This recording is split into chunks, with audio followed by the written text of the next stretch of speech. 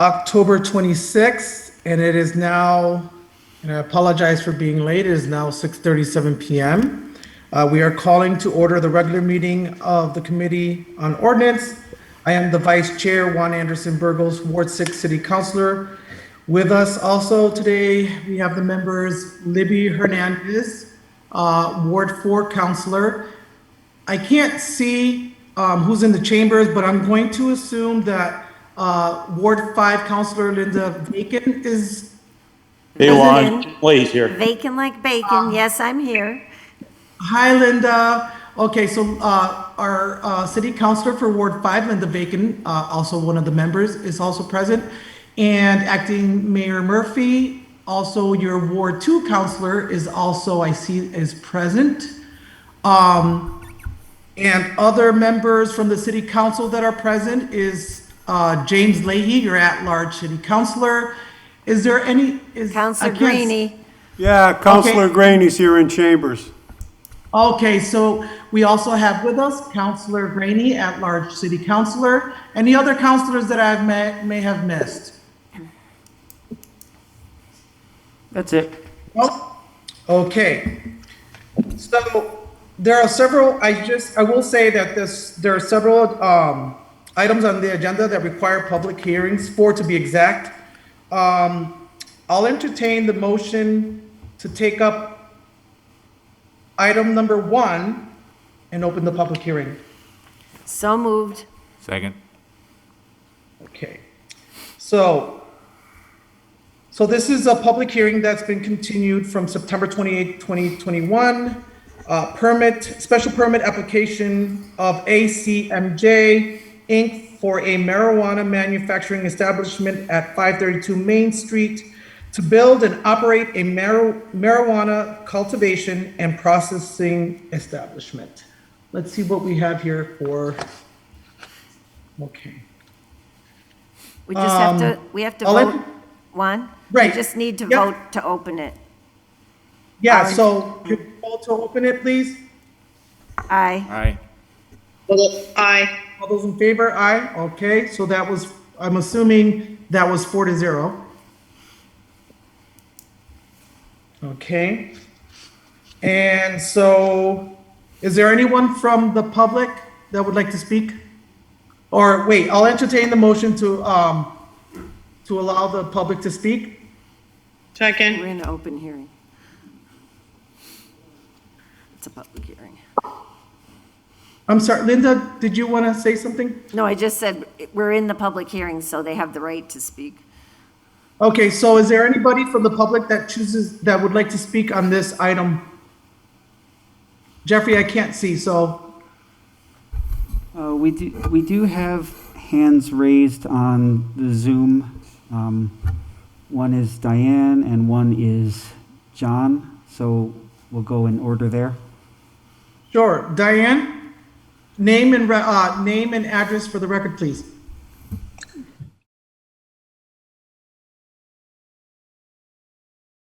Okay, please remove that person. Yes. What the heck? Please remove that person. Have we blocked that person? Unfortunately, you don't know somebody's going to do that. Oh, I know. I will not tolerate that during this public hearing. This is a public setting. Family and friends and children are watching.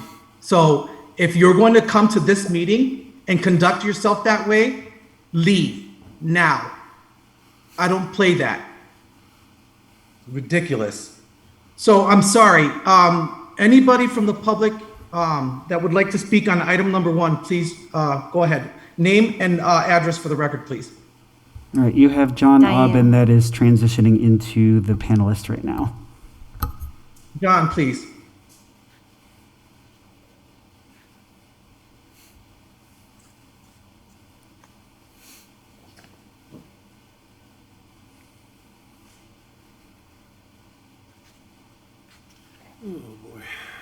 Mr. Aubin, you have the floor. Yes. Can you hear me? Yes.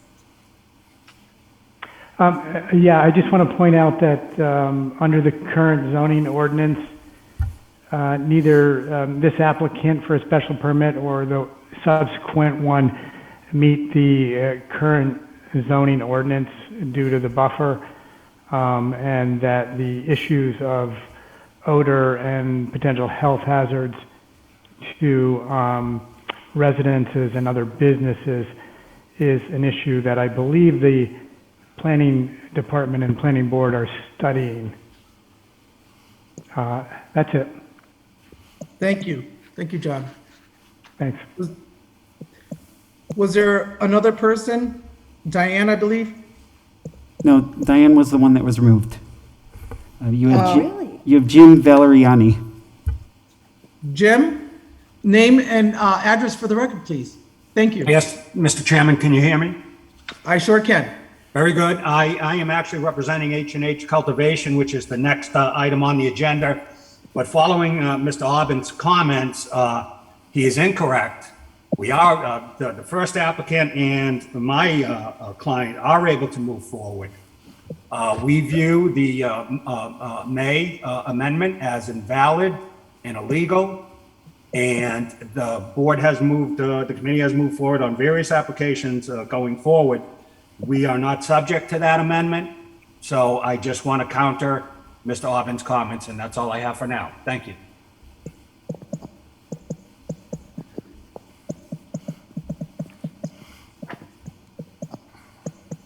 Anybody else from the public? Next, you have Keen Kitchens. Name and address for the record, please.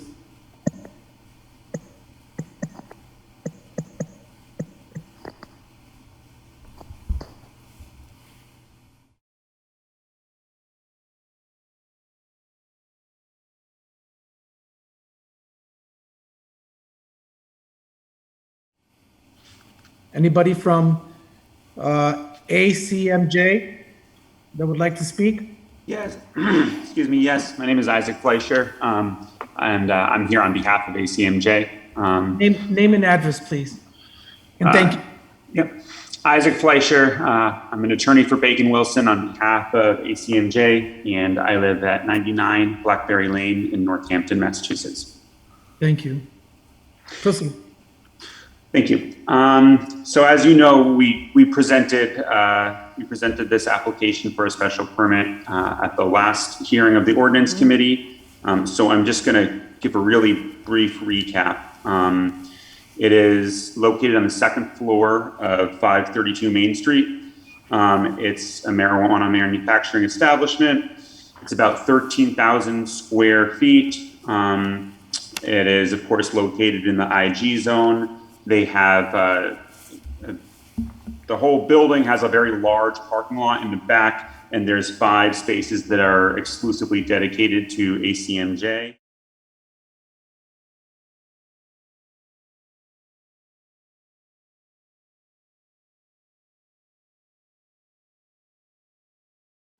Where were we? Interesting night so far.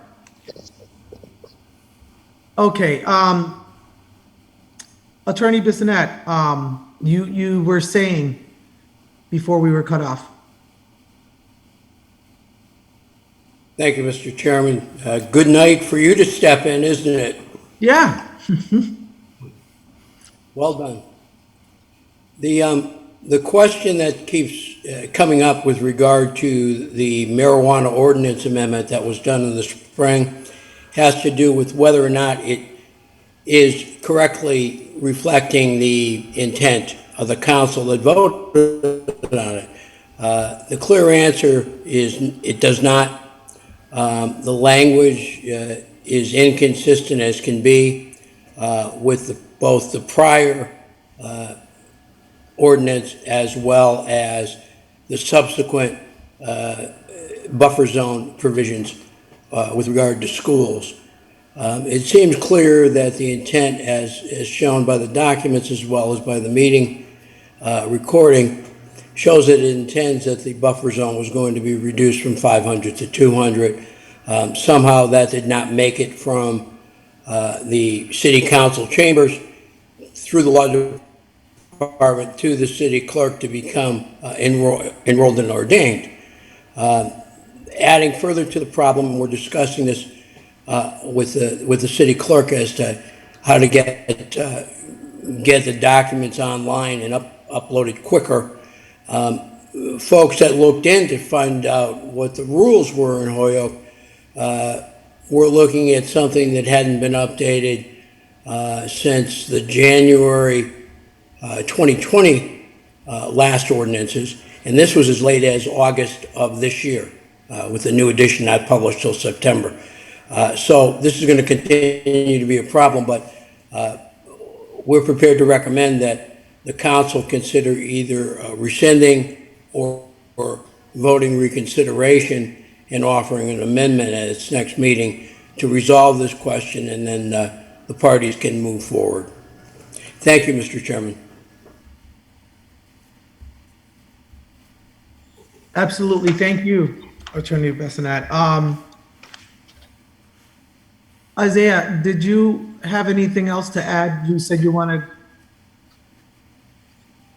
No, I don't really, unless the council has, or the committee has questions for us. And we went over the proposed business at the last meeting, and their only reason for the continuance was they wanted us to speak with the planning department about the letter that's traditionally sent out with inquiries that for some reason wasn't sent out in this case. That's now been addressed, and we're happy to answer any questions regarding that. But in our correspondence with the planning department, they were satisfied with all of our answers. And I don't know if it made it to the committee, but they said that a copy of all the answers would be provided to the committee, and a recommendation for approval. And then the ordinance was the other issue, and I believe I was cut off, and but Attorney Bissonnette said it as well as I could have, that it is clear from the public notices, the agendas, the minutes, and the videos that what was approved was a reduction of the current buffer zone for an MME from, well, I think the issue was that it was for cultivation, which is not a separate use in the ordinance. So to align everything, they were to reduce the buffer for all MMEs to 200 feet from a school. And the current applicant is not within 200 feet of a school. So they certainly satisfy that buffer requirement. Okay. What is the will of the body? Is Linda available? I'm here, yes. Linda, do you have anything you'd like to add? Should we close the public hearing? What are your thoughts? I'm sorry, Jeffrey? My hand is up? No, John Aubin's hand's up. John, did you want to say something? Yes, thank you very much. First, with all due respect, the current law is the current law. If the ordinance committee recommends and the council changes the law, that's one thing. But as it stands, the two applicants do not meet the current ordinance. And I think it would be improper for the ordinance committee to recommend a special permit when they do not meet the current ordinance. If that ordinance is changed, by all means, but it is not. Secondly, specifically with regard to the applicant at 40 Main Street, this is close to open square, and most recently, and I can submit these letters to the ordinance committee, about 2 weeks ago, for a period of several days, there was a strong smell of marijuana in the exterior of our site at Open Square. I believe it was coming from True Leaf down the street. I believe it was a combination of their processes and the weather conditions. The two only and largest manufacturers currently operating in Holyoke are extremely well financed and are unable to control their own odors. As we put these manufacturing facilities across the city, it is very likely that frequently there will be a pungent smell of marijuana in downtown, and Holyoke will have a reputation as smelling like marijuana. this will be a severe detriment to other economic development, as an adjacent property to the 40 Main Street grow, which is seeking to purchase, I believe, city-owned property. They're also seeking to put a greenhouse, which has even less control over odor issues. I strongly object to this specific special permit on the grounds that it will have a severe negative effect on the largest mixed-use economic development project in Holyoke. Thank you very much.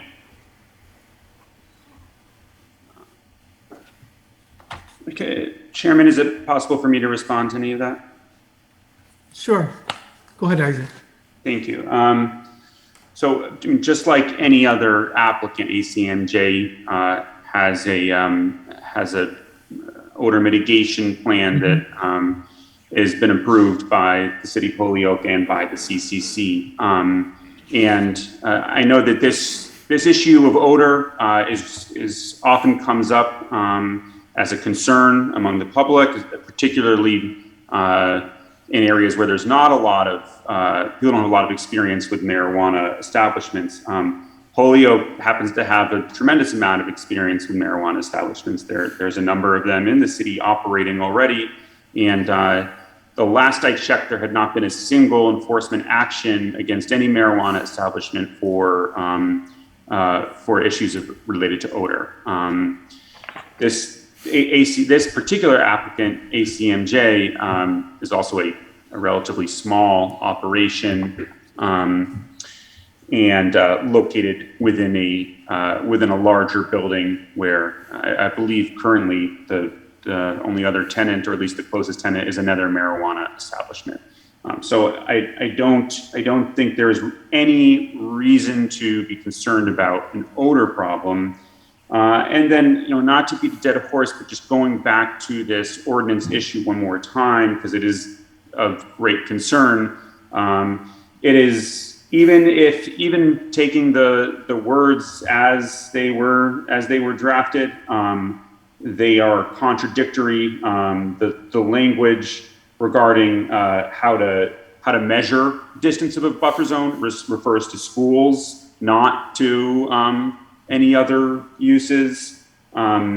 It's the 200-foot buffer zone from all other uses. If it were to be actually interpreted to mean that a marijuana establishment cannot locate within 200 feet of any use, would be a de facto ban on essentially all marijuana establishments in the city of Holyoke, which is not something that, that would be preempted by state law under 94G. You would need, any municipality would need to go through a public vote process in order to ban marijuana. And there's plenty of case law on statutory interpretation. This also applies to interpretation of local ordinances. When there's ambiguity in the language, an irrational interpretation or an irrational outcome should not be interpreted when there is an available rational outcome in the interpretation. And particularly when there's ambiguity, the intent of the legislature is always supposed to be taken into account. So I think that within that context, I have to respectfully disagree with Mr. Aubin that this ordinance is clear on its face. I think it's ambiguous, and taking into account all the record and the intent of the legislature, it should be interpreted to reflect exactly what the public was given notice of, and what the stated intent of the legislature was.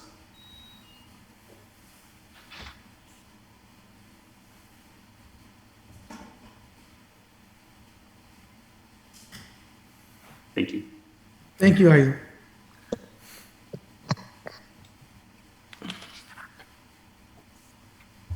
If I may, just briefly, I think if you go to the current growers, you will find that they are currently in violation of the city's odor ordinance. You simply have to walk behind True Leaf and walk down to GTI. They are virtually in violation of the ordinance every single day. The ordinance says very specifically any adjoining property, if any individual with normal sense of smell can smell marijuana, it is a violation. So the fact that there's been no action does not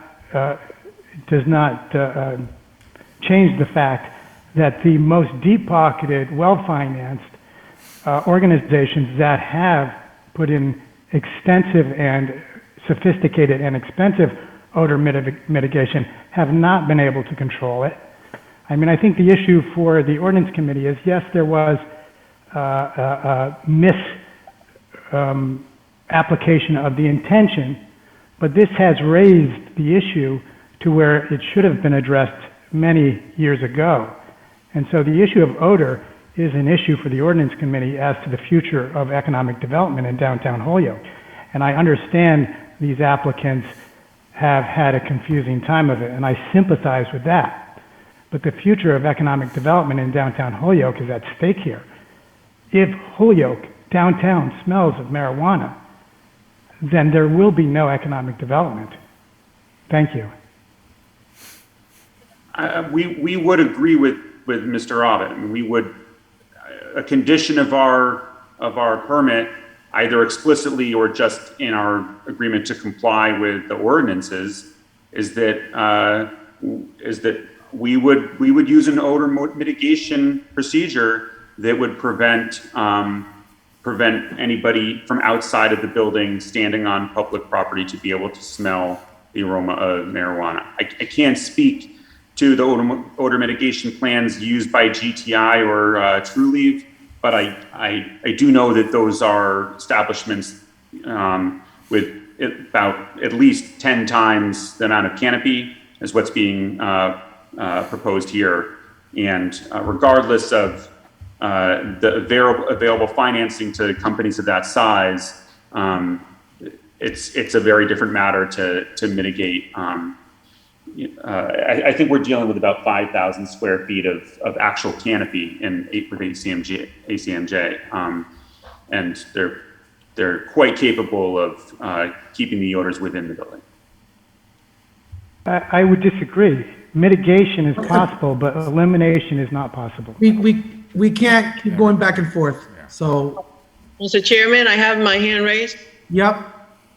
Go ahead, Libby Hernandez, Councilor Hernandez, please. Yes, thank you so much. I just wanted to make a motion to close the public hearing and move forward with the recommendation of our council, legal. Is there a second on that motion?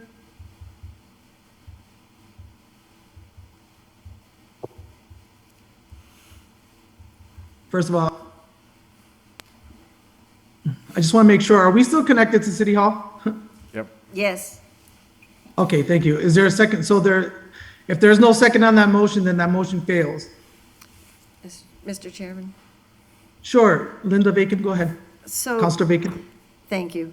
I'm seeing three issues here. The ordinance buffer issue is one that our attorney has given us one path to follow that could be resolved by the city council at a date future, which to me is a separate matter from the application in and of itself that is before us.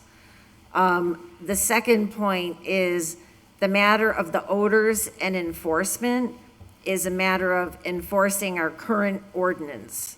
And the fact that it hasn't been enforced doesn't mean it shouldn't have been enforced.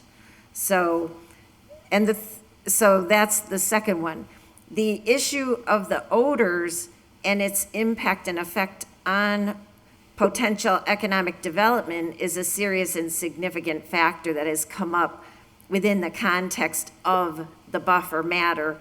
And I think it's one that we will have to pursue more vigorously going forward. I think that will need to be done perhaps under a separate order. So in our last meeting, we had said we were waiting on the two matters. From my perspective, we cannot move forward on the special permit until the matter of the buffers is corrected. And that is why I did not second the motion. However, I do feel that the applicant has met all the requirements of the application.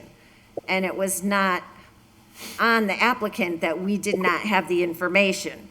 But we do have the information now.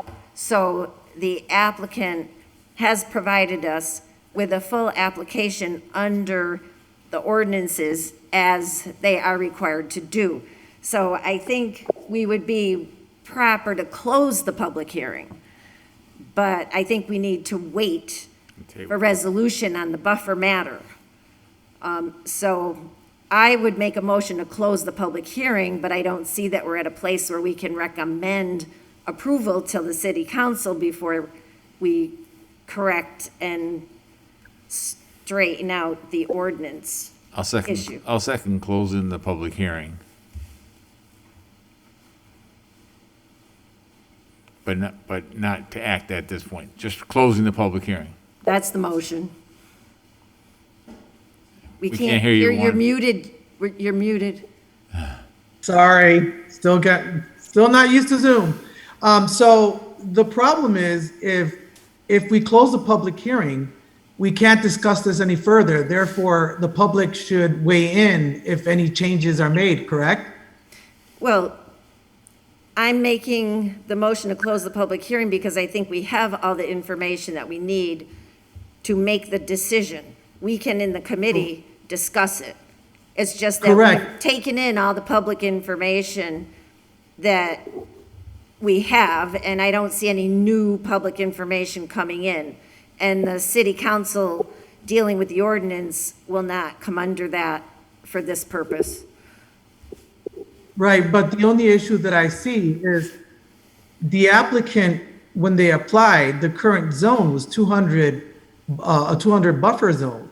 And they were under that pretense. So they came in to do business in Holyoke under that pretense. And now all of a sudden we're putting this on hold. So if we close the public hearing and then we change the buffer zone, wouldn't that impact on, they would have to redo their business So plan?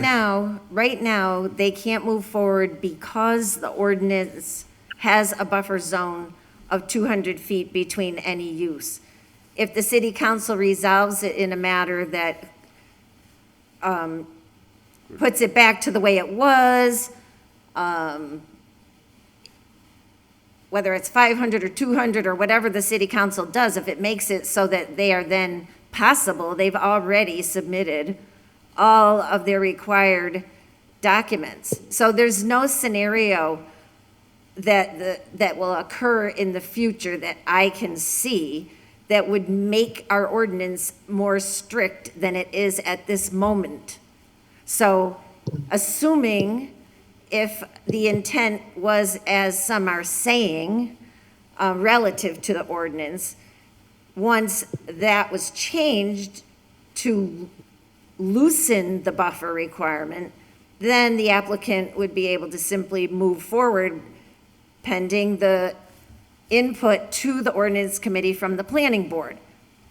We need to close the public hearing to get the recommendation from the planning board. Well, we could keep it open, but I don't see that we need more information from the applicant to make the decision. It doesn't stop us from debating it after the fact. But I think they've done their work. I think the public has weighed in, and I don't think there's anything more to be heard in that regard. So that's why I made the motion to close the public hearing. And it's been seconded, so we should have a vote.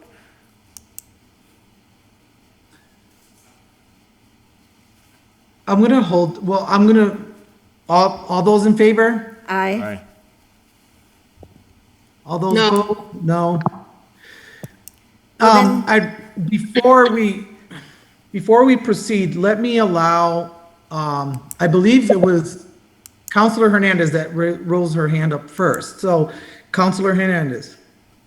Yes, thank you. I just, I'm a little bit confused, on if right now the applicant is not it's within the 200, right?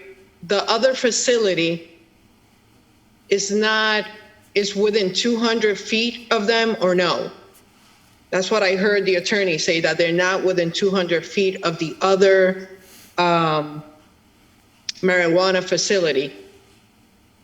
And I would like to have permission for the attorney, Bisonet, to clarify once again what's the path that was recommended by him that we can take. I would like to take into consideration also that this applicant came before us before all of this with the buffers came up. And also as to the odor mitigation, I know Mr. Aubin has come with concerns about the odor affecting his property, but that has to be more looked into, because we haven't received any other complaints from any other businesses as to, and I go through Holyoke and travel through Holyoke, and I haven't smelled any type of marijuana coming from any of the facilities that are operating currently. So we have to take into consideration that, and if we can allow Attorney Bisonet to speak again and see what's the path that we can take to resolve this and move forward. I'm taking into consideration that this applicant has been before us more than 5 times. That's good business practices from this committee. Thank you. Attorney Bissonnette, did you choose to speak? Thank you, Mr. Chairman. Sure. One thing I do want to point out, and I know the director of OPED is here, Mr. Vega, as well as Mayor Murphy. They have both been very, very interested and involved in reviewing the science and speaking to those with expertise about marijuana's odor from cultivation. It is not taken extremely serious. With regard to the question that Councilor Hernandez has raised, the paths are rescission, which means essentially the council can rescind the vote it took to pass the zoning change that was done in the spring. And with that rescission, it then brings it back and puts it on the table again for an amendment to correct it. Reconsideration is also part of the rescission process. The council will speak directly to reconsideration, being allowed not just at the meeting where something is voted, in which all members are allowed, regardless of the side they voted on, to seek reconsideration. At subsequent meetings, the council rules say that only those who voted with the majority could seek reconsideration. So I think that's one path that could be done. With regard to the applicants, those can move forward just as they would in normal course of process. Some of the things, I'm not sure where all these applicants are in terms of site plan review and planning board approval. I have to say, I've been in meetings with Mr. Valeriani, Attorney Valeriani, probably more than each of us care to say. And I share the concern about the process taking a while. But I think everybody is trying to pull in the same direction now with those oars to try to straighten out this flaw and what the council would like to do with it. But I did want to bring it before the Ordinance Committee tonight because that's where the ordinance change originated. Thank you very much, Mr. Chairman. Thank you, Attorney Bissonnette. Attorney Valerani, I hope I said that right. Yes, Mr. Chairman, you did say that right. What I would like to do, if I may, is defer to Attorney Fleischer, since it is his client that is currently before you, but I would like to speak after Attorney Fleischer, if I may. Sure. Thank you. Thank you, Mr. Attorney Fleischer? Valeriani. You have the floor. Yes, I would just ask that, that regardless of the status currently of the ordinance, I understand that it's confusing and there's a number of paths forward. I would still ask that the Ordinance Committee recommends approval of this special permit application and conditions it on compliance with the zoning ordinance. Whether that's whether the current version is changed or whether the current version remains for some reason. I think it would be very difficult for the city council or for this committee to determine that we don't satisfy the setback requirements.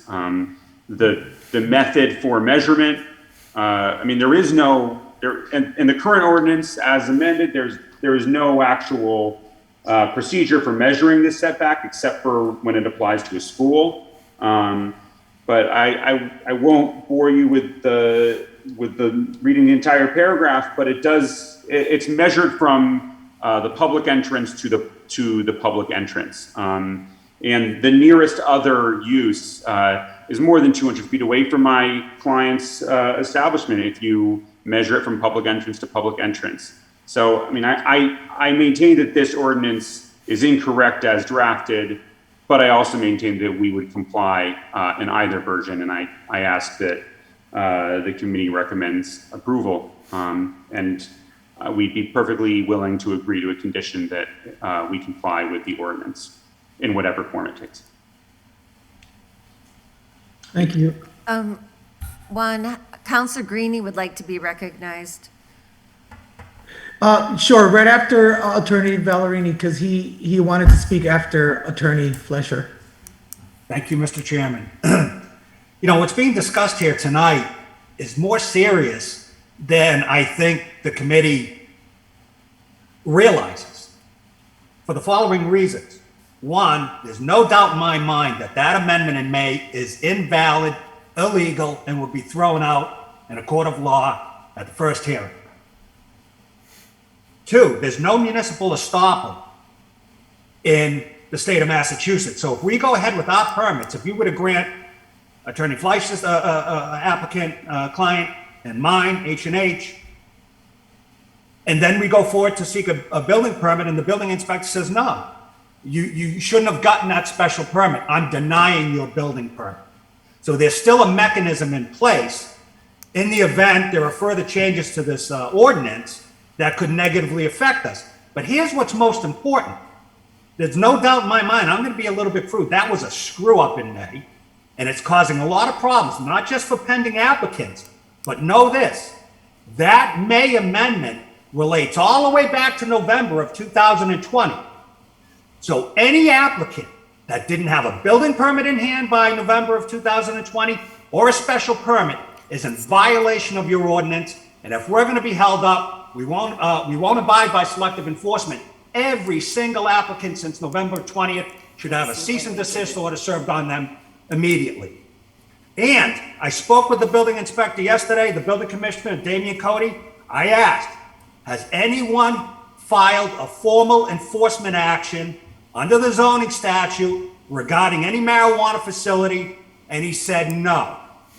So there's a mechanism in place for any party withstanding to pursue a complaint that an applicant is violating the ordinance. And that has not happened. There are no issues here. Both of these applications can move forward.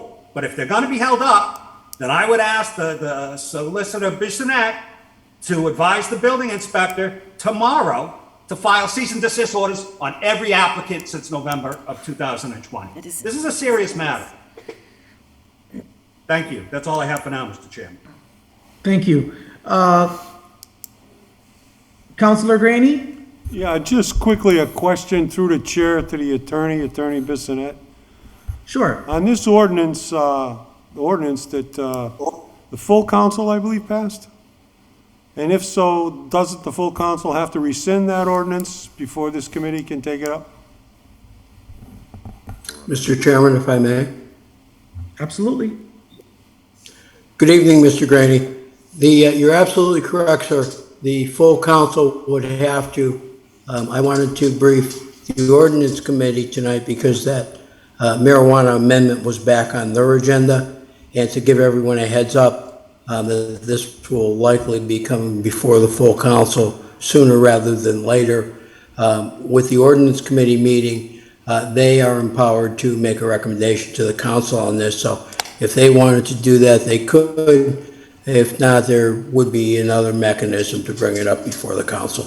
But the council is the only body that can, aside from a court, as Mr. Valeriani has suggested, that can actually move to bring this back from law and reconsider it and rescind it and go back to the status quo ante, which is what happened before this May amendment.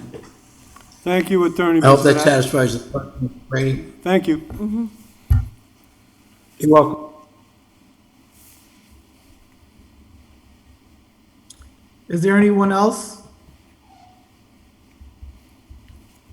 What is the will of the body?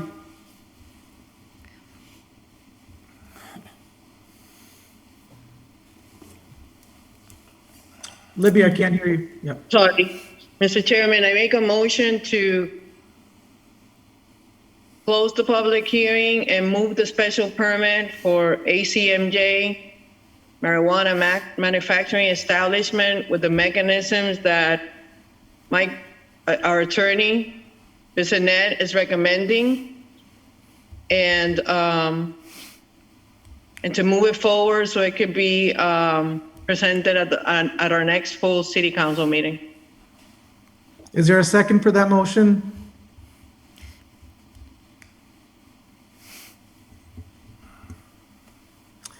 That motion fails. I make a motion to close the public hearing. I'll second that. All those in favor? Aye. Aye. No. All those opposed? No. Then I make a motion to continue the public hearing to the next meeting of the Ordinance Committee after the city council has met. On the motion? What would the date? Wait, All those I in- have to come up with a date certain and a time That's the 23rd of November. of November. It would be November 23rd at 6:30. Is there a second to that motion? I'll second that motion, if I can make a comment as well. Sure. So just to Attorney Bissonnette, I'm wondering if it would be possible to bring the proposed dimensional measurement or dimensional ordinance, both what is currently listed plus the suggested things, and we may, if we need be, do a special meeting to get it on the council agenda so it comes back. Right now, we don't have any of those things actually in the ordinance committee. We have recommendations to talk about them, but we don't actually have the recommendations of change. We don't have the other, at least to my knowledge, we don't. So is that a possibility where we could get that information and potentially, if need be, we could call a special meeting of the council after the election to put it on the council agenda? That makes sense? Certainly could handle it that way. It could be on the council agenda as soon as the next meeting, depending on how the issue was brought up. Could be brought up by way of an amendment, a motion to table, a motion to rescind. It really is up to the council, the will of the council, as to how they want to proceed in a parliamentary fashion to handle what I'm going to refer to as a Scrivener's error, which basically is what we lawyers call a mistake that we make. I think I heard somebody else refer to it as a screw-up in a deed. It happens from time to time, and attorneys are allowed to, under their own affidavit, rectify it with a Scrivener's error. This would be sort of the Scrivener's error in a parliamentary sense, recognized by most parliamentary manuals, including Robert's Rules, and the town town moderator's meeting guide. And as I said before, the council rules themselves allow for reconsideration at any time during the same council session by a member of the majority party that voted in favor of something. So I think that's a couple of options, but you certainly could table this, put it off until a date certain, and then schedule it at a council meeting between now and the end of the municipal year, which is when the new council would take over. Okay, thank you. Are you all set here? Yeah. Mr. Chairman? Counselor Bacon. So the next city council meeting will be November 16th.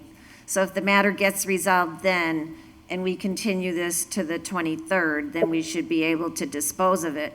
But we can still close the public hearing because the applicant has met all the requirements of the submittal of the application unless they prefer it to be held open. We've received everything we need from them.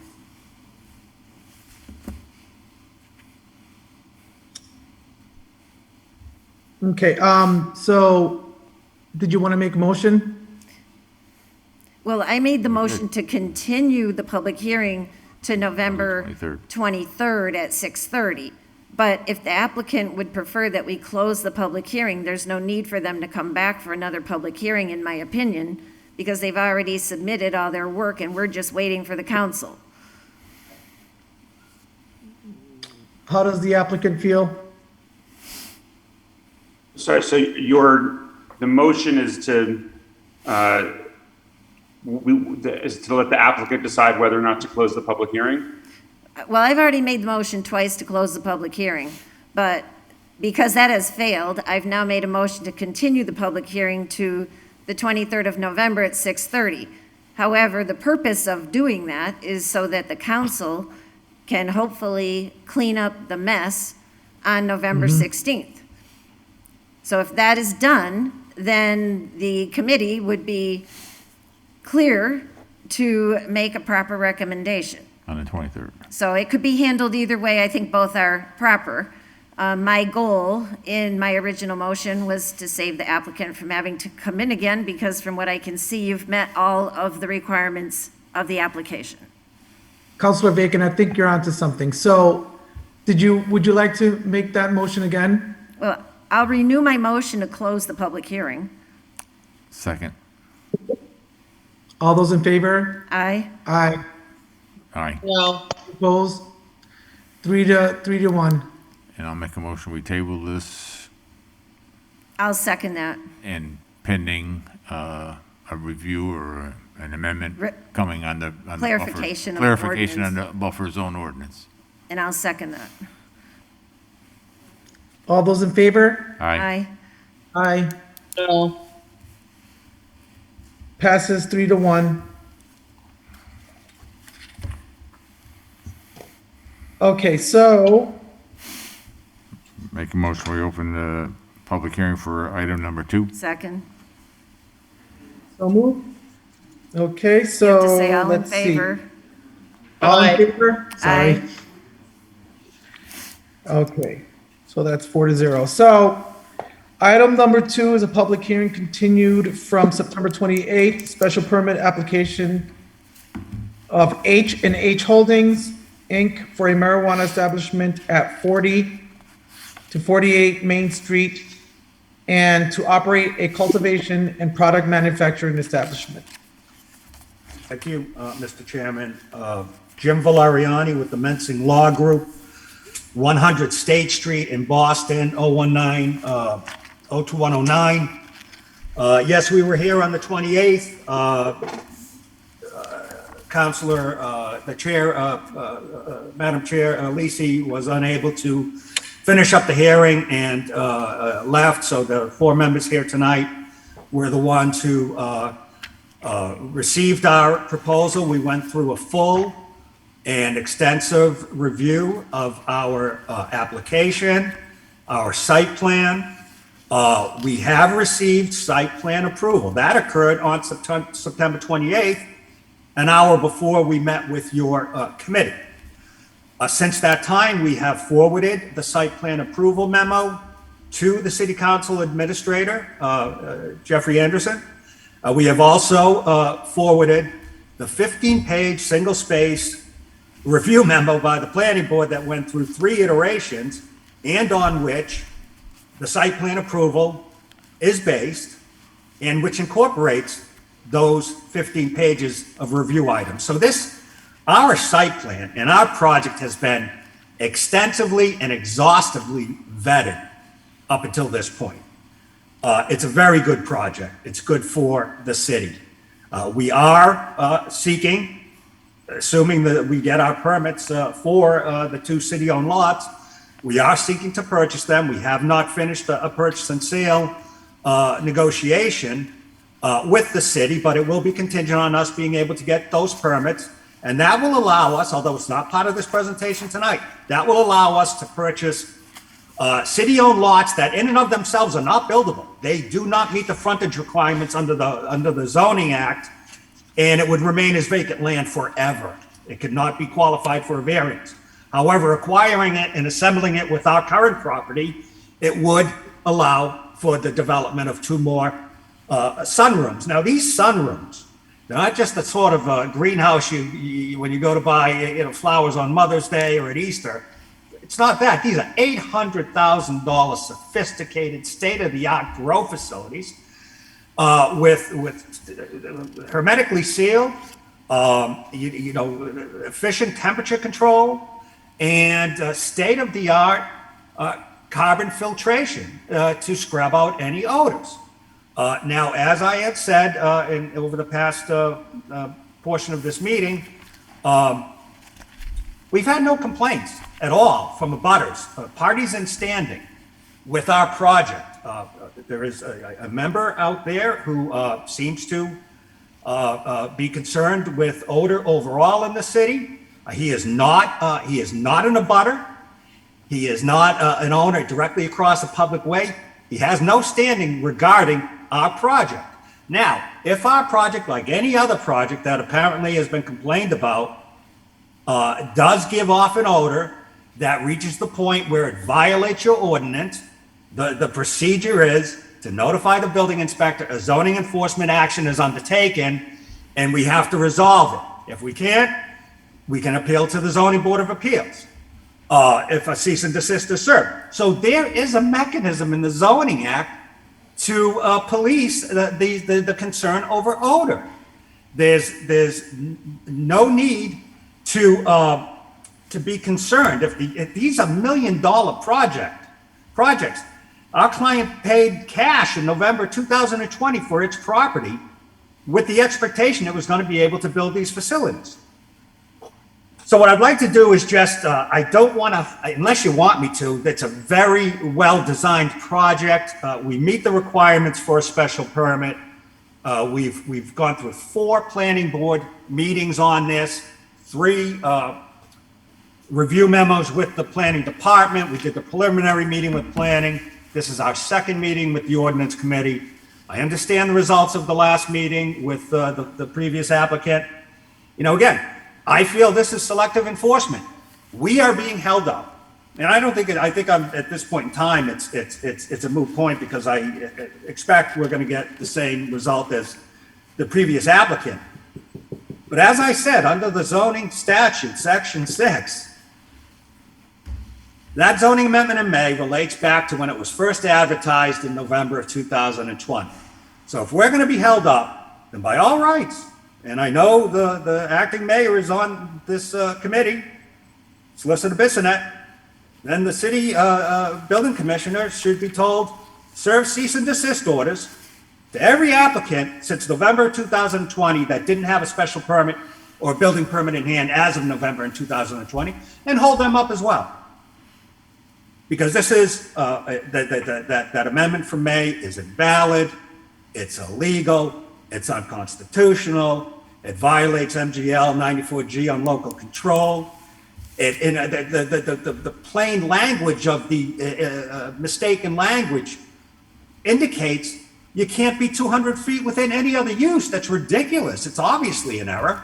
And as I said, You can issue our special permit, and it's at our risk. If we go and get a building permit, and then there's an appeal file that says you didn't get all the approvals that were required, it's on us, it's not on the city. But we fully expect and would hope that the city is gonna rectify this. We shouldn't be held up. We are not within 200 feet of any schools. We have some residential properties on the other side of the railroad tracks that are approximately 200 feet away. As Attorney Fleischer indicated, it has not been determined how any of those measurements are to be taken, only the 500 feet from schools, door to door. This is in my 20 years of zoning and 35 years of real estate. This is a new one on me. And I just think it's unfortunate and it's wrong for this committee to hold up current applicants when all along you should have been holding up everyone else. So with that said, we meet the requirements for the special permit. We will certainly work closely and monitor closely the goings-on of the council and work with the solicitor's office to see how this gets rectified. At the end of the day, we have a legal claim here for the violation of the zoning act and the way that amendment was passed, the way it was not properly posted. No one had any notice of it. It was not online. It was not part of the zoning ordinance. It had not been updated. So it's a real mess. You don't have to be an attorney to figure out that this is a real mess. So, Mr. Chairman, I'm happy to answer any other questions you have with regard to our application. Again, Mr. Aubin is not a party in interest. He's not in a butter. And I don't care how many times he raises his hands. If he's smelling marijuana at his location, then he can go to the building inspector tomorrow and file an enforcement action against whoever he's smelling it from if he can even figure it out. I mean, this guy's just been raising his hands at every committee meeting for the past 6 months. So I'd like to close, I'd like to ask if there are any more questions. And if not, I suppose we'll get the same treatment as the previous applicant. Thank you, Attorney. So it seems that we have the materials are in order that we needed before. So I'm going to defer on the committee for their feedback, if any. Mr. Chairman, Linda Vacan, Councilor Vacan. Councilor Vacan, you have the floor. So I would like to make 3 points. One, the issue that we have that is the mess is the amendment that was made in May. And if it was simply one portion of the ordinance, maybe you could call it a Scribner's error, but it's 2 material portions of the ordinance, which has created a problem that dates to May. The only applications that have been caught up in this matter and in this problem are the people who applied after that amendment. Oh. So we have the ability, which we have outlined in the previous public hearing, to address it on November 16th in City Council. So I will make a motion to close this public hearing because I do believe the applicant has met the requirements of the submittals, and I will make that motion and only ask somebody to second it if they've had time to look at the materials that we just received today. Now, I grant you that the applicant made a very thorough presentation at our last meeting. I don't argue that. But what has been problematic for some time now is some of us have day jobs. And when we get 10 pages of documents in the afternoon in the middle of our workday, we don't have time to read them by 6:30 the same day. Having said that, I can see by a quick review of the document, and I'm hoping Acting Mayor Murphy had time to look at it today, that it appears to me that the questions have been asked and answered thoroughly by the applicant. So based on that and based on the comments I made earlier, I would make a motion, assuming the other committee members have had time to look this over adequately, to close the public hearing and consider the application complete. Then I would anticipate we would need to wait for the council to make a recommendation. Thank you. Before you make a motion, well, first of all, I need to be honest, this was dropped on my lap, literally like an hour and a half ago, or an hour and a half before the meeting started, and I was still working my other job. So I have not been able to look at these documents, which is unfair to me and to the business owners that are here in front of us. Secondly, I would like to hear from, there is a few people from the public that choose to speak, but I want to make sure that there's no other city councilors that would like to speak, if any. Let me make sure, I'm gonna see. John. Okay, I don't see any other city councilor, so I will, Isaac, did you want to speak? Attorney, sorry. Yes, thank you. I know I do not represent this client. I'm speaking as a member of the public. But we obviously have similar issues that we're facing. And I wanted to, I'm sure Mr. Valeriani will say the same thing. I wanted to just reiterate that what he was saying, this does go back to November, not May, because under MGL 40A, an amendment to the zoning ordinance applies back to the date of the first public notice, not to the date of the vote. I've heard a number of times in this meeting and then in last month's meeting, it's said that this amendment will apply from the date of the vote. That is not what the state statute says. Moreover, the exact Scrivener's error that is at issue here, it is, as far as I can tell, it is really a single issue. It is in section 3. It says any MME shall have a 200-foot buffer from any other use as listed in table 4.3. All that it was incorrect is any other use as listed in table 4.3 is supposed to say schools. It's that simple. And the Ordinance Committee had this was continued last month. Both parties were continued last month to give time for this to be corrected. It was on the planning board's agenda and they did not get to it and continued it. And I ask that that whoever's here present today and anybody on the planning board and in city council take this more seriously than they have been and correct this matter as soon as possible. Thank you. Mr. Chairman? Linda, just 1 second. I'll get right back to you. I'm sorry. Councilor Bacon. So the attorney is speaking to item 3, which we are not on yet, but I would just have him look at item 3 so that he can see that it was more than one matter relative to the ordinance. One is relative to the plan review process, and the other is the buffer. Thank you. We'll get to that next.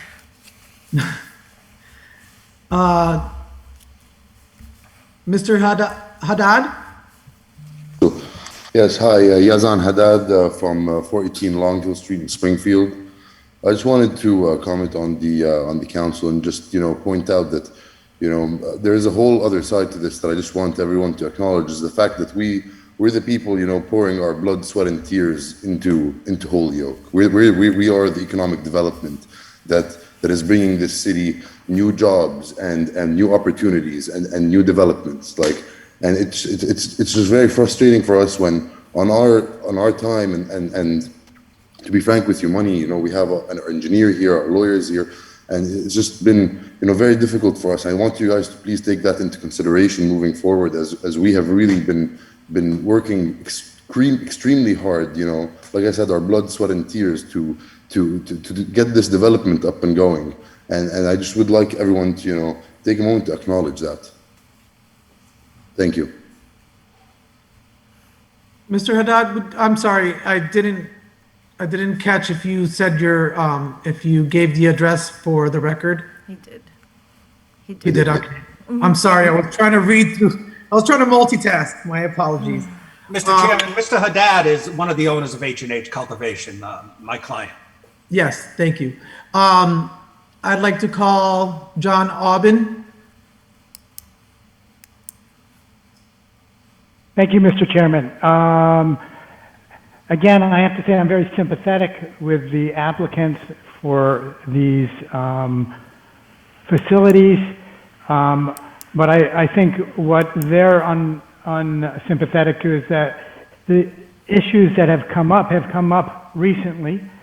The Ordinance Committee and much of the city has not paid attention to the issues of odor and health, which we submitted on the last Ordinance Committee, we submitted a scientific study.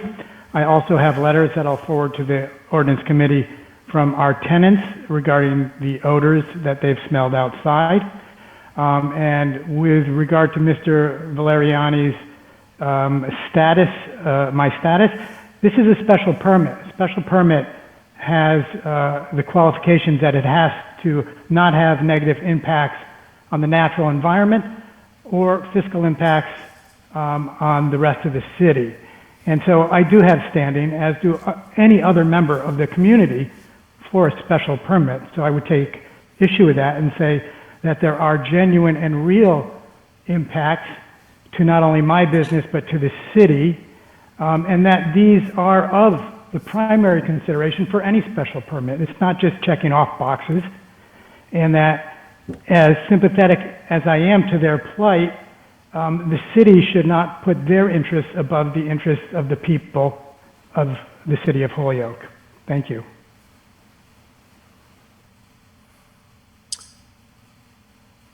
Terry Reynolds?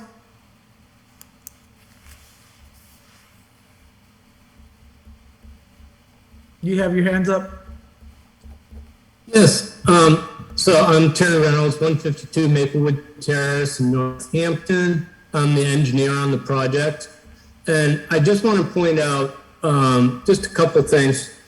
In regard to odor and Mr. Aubin's suggestions, that they're valid, but the fact of the matter is, if there are odor issues in the city, they are an enforcement issue. And if you have violators, then the violators need to be notified and made to remediate that issue. As far as moving forward and being a health hazard and so on, that is not necessarily proven. We have plenty of other applicants that have been approved. This project does include extensive odor control efforts. We would expect if it were in violation on odor after approval that we would be subject to the same ordinance issues that would result from that and be issued cease and desist and have to shut. If they couldn't correct the odor, they would have to shut down. Simple as that.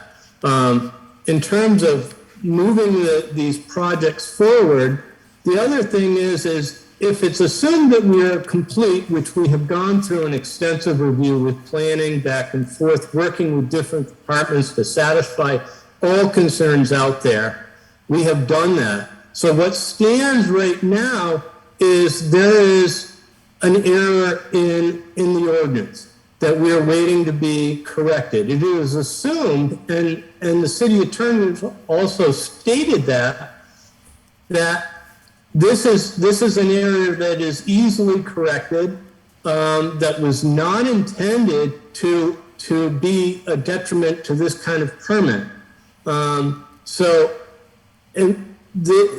It would seem reasonable if the council wants to be able to not impact these projects, that we simply make a recommendation to approve the project with the condition that the zoning be corrected and it meet the zoning. Very simple. It's not a hard decision. That's all I got.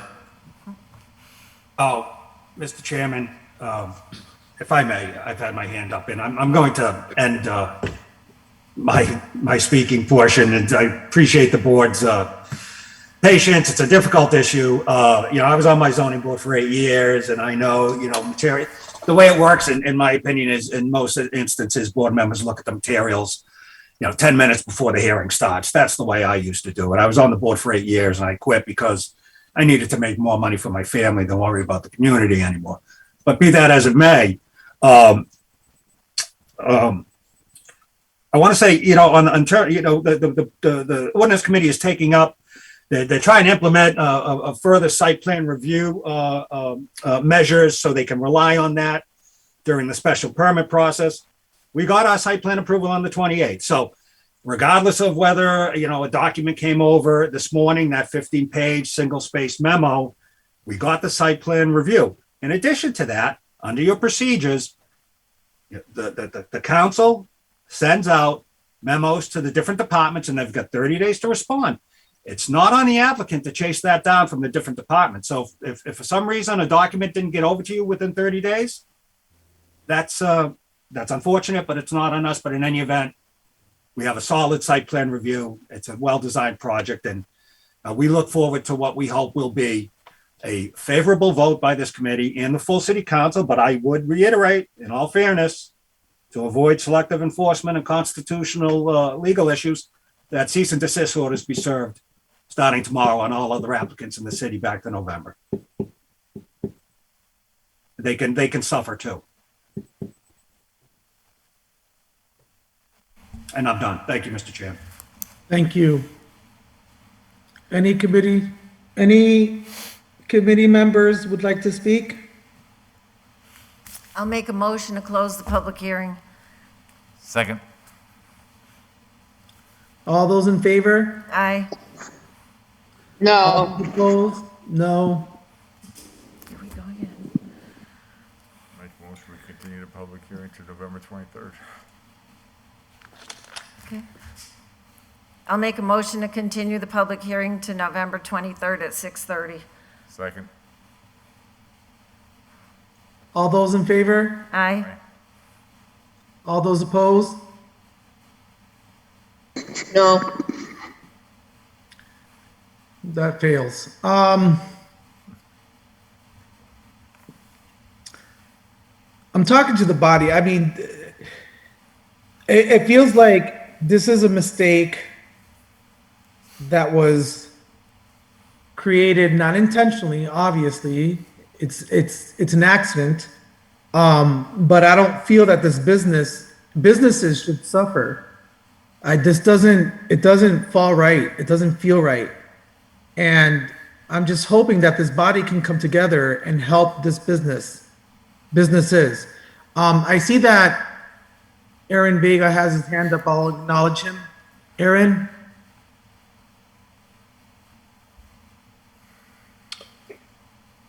Good evening, Mr. Chairman and members of the committee.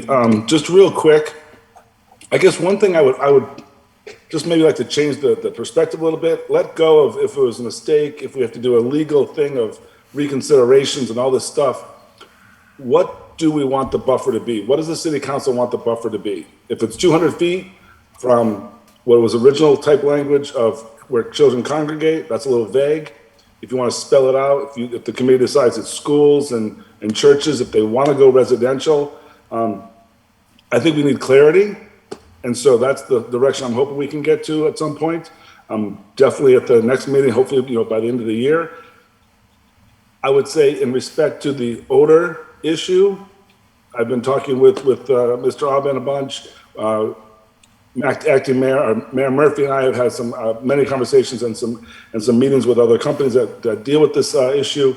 So we are working on it. I know it's not the thing that people want to hear, but that's the reality.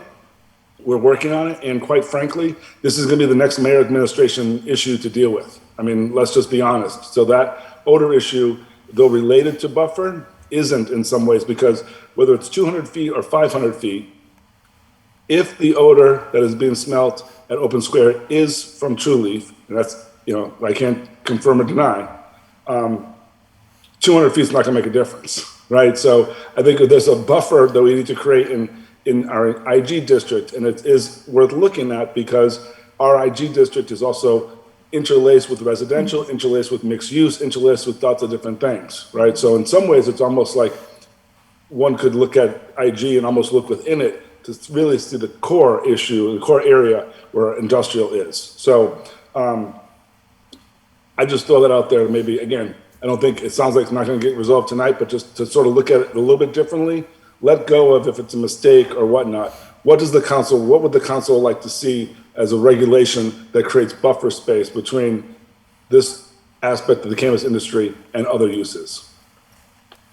Thank you. And that's our next public hearing. Counselor Hernandez, you had your hand up earlier?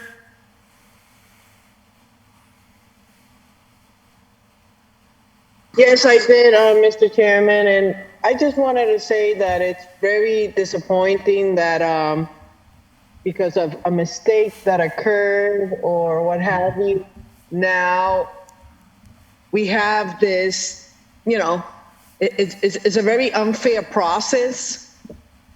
And as the attorney says, and I agree with him, he says that if their businesses are going to be held up, that then there should be a cease and desist served on every other business. That's bad practices right there on our behalf. I mean, we should be able, and it has been repeated throughout this meeting, that we have a tool, a mechanism that we could have utilized to allow these businesses to move forward, because it's already, the special permit already cites the enforcement. So I think that just holding it and waiting until tabling it or just moving forward in this way is acting in bad faith. And that's my take on it, and that's why I'm not voting in favor of moving forward in any way, because it's quite an embarrassment. Thank you.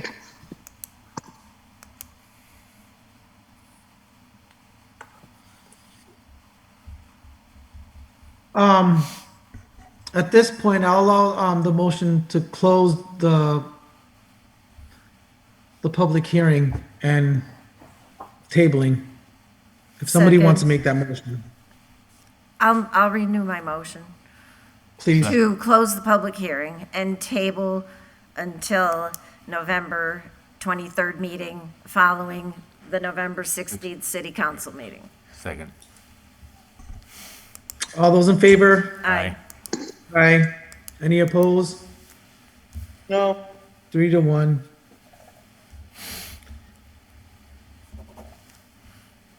Thank you to the committee very much for your time and efforts on this. I'll be hanging around to see if there's any further discussion on the ordinance, but I think we've already discussed it in connection with the last two applications. So, thank you.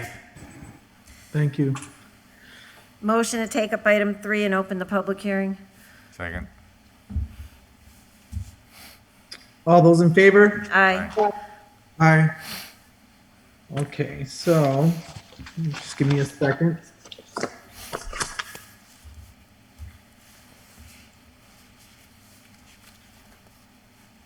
So item number 3, public hearing. Oh, wait a minute, I'm sorry. Bear with me. Is the planning board here with us? I'm assuming they are. No? They will be shortly. Oh, they will? Okay, because, well, items 3 and 4 require a joint committee or a joint meeting with the planning board. No, they So, don't. Why is that? let's, No, they don't.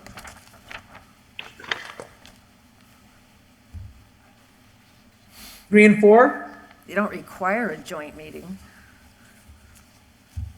We can have a joint meeting. Yeah, but, hold on. If I may clarify, I got a call from planning earlier. Jeffrey would today. like to speak on this. Yep. Jeffrey? If I may clarify, I did get a call from planning earlier today that they would be joining us for these two items. Okay, But they're not here right now. They have been doing their own meeting, and they were waiting for me to let them know we were ready for okay. them. Okay, so they're coming in right now. That message has been sent. okay. Thank you. In the meantime, should Can I we, make a motion, we take up item five, go out of order, take item 5 while we're waiting for the planning board? Oh, we don't know the has it been intent. seconded? Couldn't hear if it was seconded. Second. All those in favor? Aye. Aye. Okay, so then moving on to item number 5. Let's see.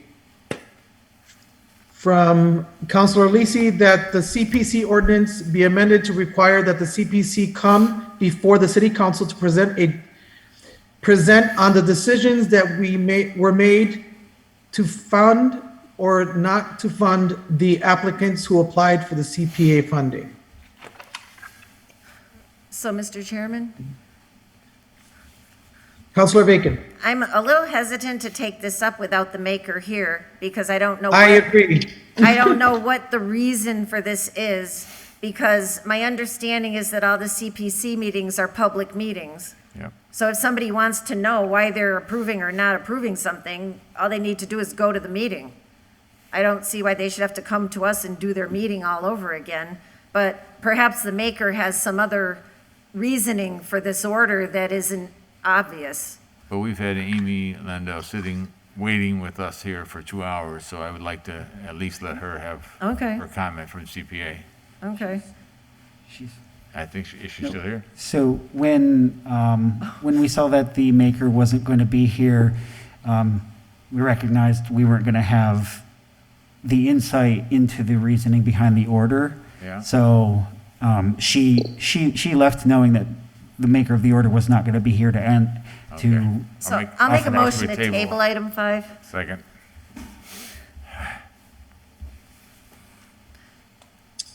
All those in favor? Aye. Aye. Any opposed? It's 4-0. Do we have time Okay. to get into another order, or? I know, I just don't want to jump into another know. order if planning board is going to be joining us momentarily. Aaron? Mr. Chairman, councilors, and Councilor Bacon, is actually, planning board's coming in. I think we're gonna be, asking to table, extend the, order on par on signs, because the committee was never put together. We need a appointment from the city council ordinance committee. So that's item 4? That'll be continued. And then the other one, I think, was to continue as well. So I don't think we're gonna have much discussion. I think we want to open and close, So, or open and continue. and continue. Yeah, yep, so we won't be long. So we're open Okay. the hearing for item 3, part. So we have to wait for them to come to do. Are they coming on? Yeah, yeah. Yeah, they'll be Okay. here momentarily. I'll ask them. I see Gurinder is on. Gurinder, are you on?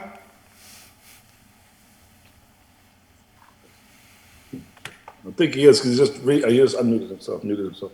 All right.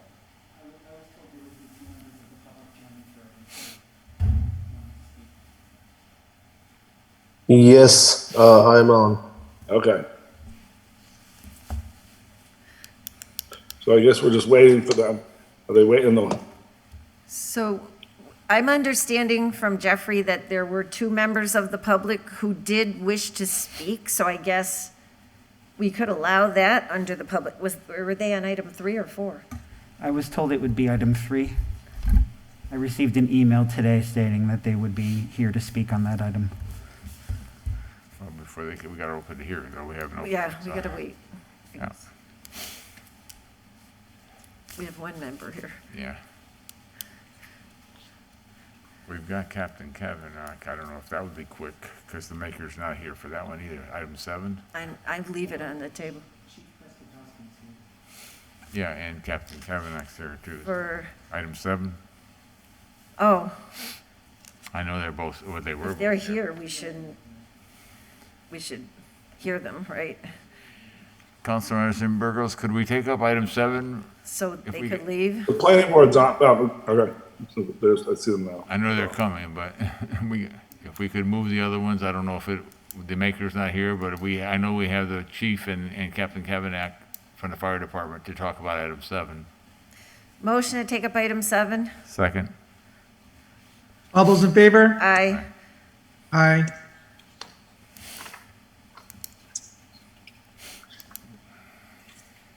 Item number 7 by Councilor LISI, that the city council review the fire department plan review fee for monitored fire alarm systems.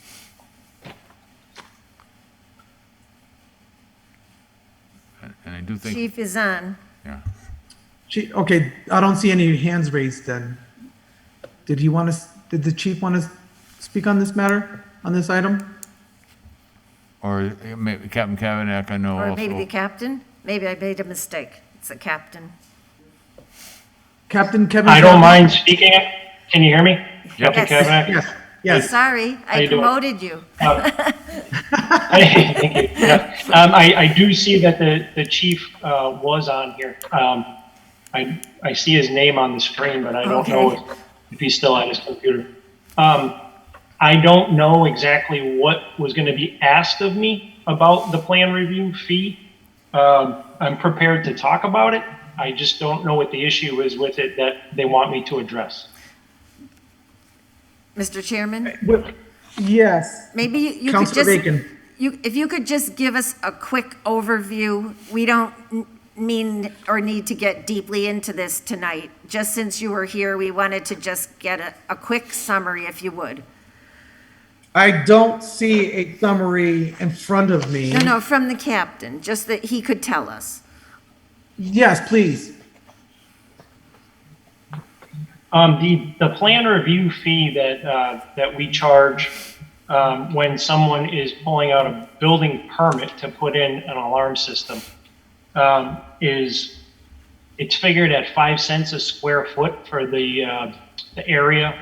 I mean the area of their building, and the fee is assessed that way. The fee for the installation of fire alarm systems is not different than what we charge just for any plan that comes into the building department, which we have the opportunity to review. When we first had the plan review fee put into the fee schedule back in 2018, it coincided with a time when we had the fees generally across the board raised to basically mirror what all of the other local fire departments around were charging, just to bring us into the same price range that everyone else was charging for permit fees. Also at that time, we received a memorandum from the fire marshal's office that gave us direction on enforcing a Mass General Law in Chapter 148. It's in particular Section 26C, which mandates fire alarm systems in buildings with 6 or more dwelling units. And the plan review fee that we were charging then was as we were meeting with these building owners and giving them basically orders to bring their alarm systems up to code compliance. That happens on a building permit. We put the order in legally because we have the authority to order it under that Mass General Law, but it has to be installed on a building permit.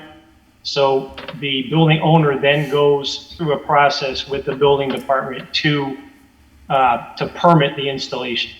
And we receive those plans through the building department, and we review them along with the building official and approve them. And then we also go to the site and we do the functional acceptance test with the building inspector and the building owner and the installing contractor.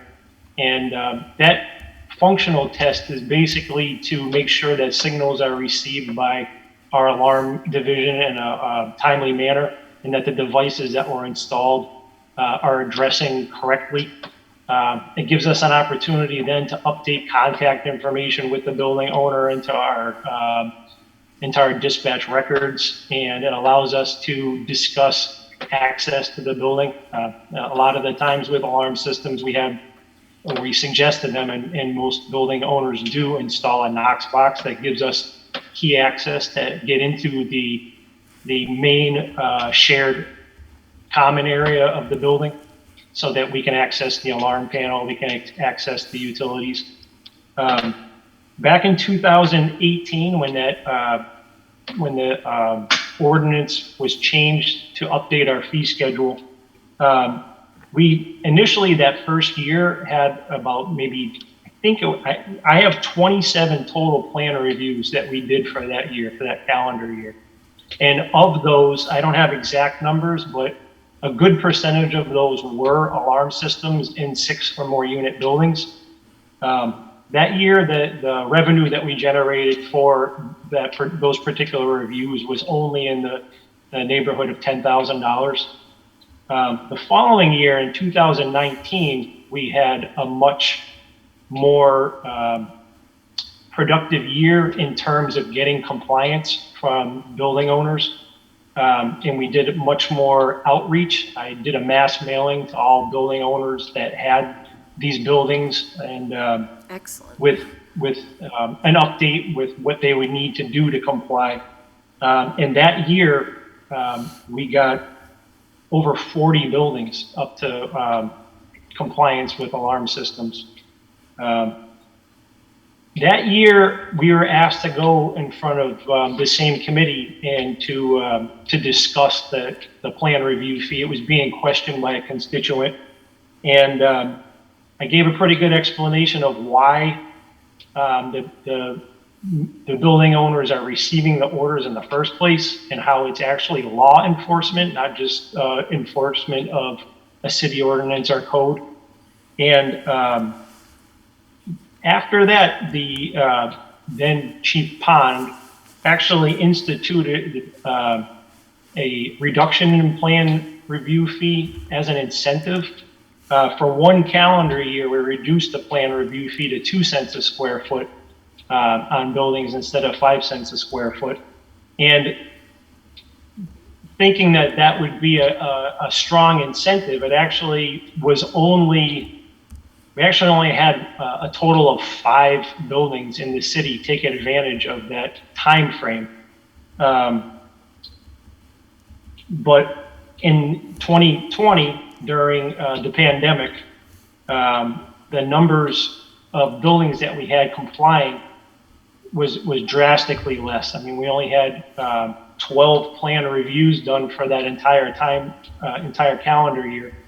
And I would say of the buildings of those that were alarm systems, we're only talking about 8. And those came to us on sale or transfer. So we're contacted by building owners when they need to sell their building. And when we go to the building to do an inspection of their smoke detectors to give them a certification to use for the sale of the building, if we find that the building does not have the required alarm system, they're given an order to update it and to bring it into compliance. This calendar year, in 2021, so far, we've done 11. So the numbers have declined, but it's reflected in the fact that a lot of buildings came into compliance. We don't have so many buildings that are outstanding. And like I said, the only time that we're actually ordering anyone to do a new system install are on sale or transfer of the property. Great. Mr. Chairman? Yes. Councilor Bacon? Thank you very much for that overview, Captain. It's greatly appreciated. It sounds like the compliance must be well over 80 to 90% at this time. Am I sort of capturing that accurately? Citywide, the compliance has when we started off, we were only at about 50% of the buildings that were in the city that were 6-unit or more had alarm systems at that time. Since then, we've seen, I'm just estimating from my permit numbers that I have here, that we've done about 80 total, with still about 40 to 50 outstanding. Oh, okay. Like I said, we're not going after them until they go to sell the building. So I'm hoping that with safer situations as far as the COVID in the future, that we can be more active about actually getting into the buildings and closing that gap, getting those last buildings into compliance. Mm-hmm. Well, thank you. It's good progress, and hopefully we can keep it going. Thank you very much. Yeah, no problem. Mr. Chairman, if I could real quick, I know you have other things on your agenda. I just wanted to say thank you to Kevin for giving that overview. He did a great job giving you the history on the 26Cs. I really, my only question to the council is, we really don't know why this is on the agenda. I really have had no interaction with anybody in regard to negative things with this fee. And I'm really kind of perplexed at why we're doing this, because we did the deep dive in 2018 into this whole fee structure. We really vetted it, I think, in a good way, and I thought we had a good process going. So I'm kind of confused a little bit. So am I. Unfortunately, the maker of this order is not with us this evening. Is there anyone else that would like to speak on this item? Mr. Chairman, Councilor Bacon here. Councilor Bacon, sure. I would just like to thank the chief and captain for coming in and reminding us of that deep work that was done in the past and giving us this update that looks like we've made a lot of good progress. None of us know what the intention of the order being filed was, but it seems to me that the order specifically states to review the plan review fee. And so I'd like to offer that this has been complied with, and thank the chief and the captain for coming down and updating us. I'll second that. All those in favor? Aye. Aye. So Captain and Chief, thank you so much, both of you, for being here and for all of the services you provide to the city of Holyoke. Thank you so much. You're very welcome. Thank you, everyone. Have a good day. Thank you. So I believe we do have planning board here. Am I right? Yes, we are here. Hi, Rosie. Sorry. Yep. Hey, there you are. Okay, so is everyone from planning board, or, yeah, I see Mr. Kelly. All right, so, Hey, sorry, I was rambling like that. Oh, I'm good. I made a shit ton of notes because I was sitting here for so long, so. Captain, you better go off. Captain, you're on. Captain, you're still on. yeah. Oh, so I just came even Okay, so, I'm looking for a couple more, they may be here. I can see we've got Tony's here. I think I see Rosanna's here. yep, Mimi, are you here? I don't see Mimi. Okay, and is Kate here? I don't see Kate. No, I don't see Mimi or Kate, but they might be joining in. a couple Chairman, if I seconds. may. Chairman, Sure, if I Jeffrey? may. Yep, I received a message from Sharon stating she was encouraging the board to leave an open and continue the hearing under the planning meeting. okay. So we're not having a, I guess you would defer to Chairman Kelly on what he wants to do. I don't quite understand. We just concluded a planning board meeting. And waiting for your signal to jump over to this particular joint public hearing. We got a quorum anyway, right? So. We do, yeah. I'll make a motion to open the public hearing for item 3 and 4. Can I get a second? Can we do that? Open two different ones? Second. Why not? We can, well, I don't know. You want to do them one at a time? I always thought that's the way they were doing, I don't know. Okay, I'll amend it just to open item 3 Second. for the public hearing. All in favor? Aye. Aye. I'm assuming that's 4-0. I just don't want to. 4-0. I'm sorry? Yes, 4-0. I said aye. Okay, thank you. All right, Is the planning so, board going to open? Yeah, I don't take a motion to reopen the public hearing in the Holyoke Planning Board to take up a zone text change, section 6.4 signs, for compliance for April 12th, 2019 judgment introduced by Councilor LISI. That's item 4. Well, on ours. Is there a motion on that? I have, Who's made the motion? Rosanna. Is there a second? Rosanna. Second? Okay, all those in favor? Aye. Aye. Thank you, motion carries. Mr. Chairman? Yes. Councilor Bacon. Councilor Bacon here. I want to amend my motion to open the hearing for item 4 On our agenda. on our side. This is item 4 for us. All those in favor? Aye. Aye. Aye. Just so we're on Any the same. opposed? Aye. Okay, so that's 4-0. Yeah. Okay, so I have, it's a public hearing continued from August 31st. Review and amend section 6.4 of the zoning ordinance to be in compliance with consent, judgment, and permanent injunction ordered by Honorable Mark G. Mastroianni, I can't say his name, sorry, dated April 12th, 2019, and any other updates to streamline the ordinance. I ask you, Councilor Burgos, we, at our last joint meeting with your committee, the chairman of your committee was going to appoint someone from the Ordinance Committee to work jointly with someone from planning to review this and come up with some recommendations. We're still waiting for that name from the city council, so we have done nothing. Because we've heard nothing from the city council based upon our agreement at our last joint meeting.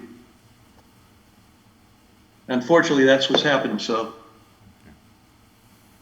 So I guess, right now as it stands, if either one of us are lucky to get reelected, Councilor Bacon and myself would have to be the only two options as it stands. Yep. I can do that now, but I want to hear from Councilor Bacon on her thoughts.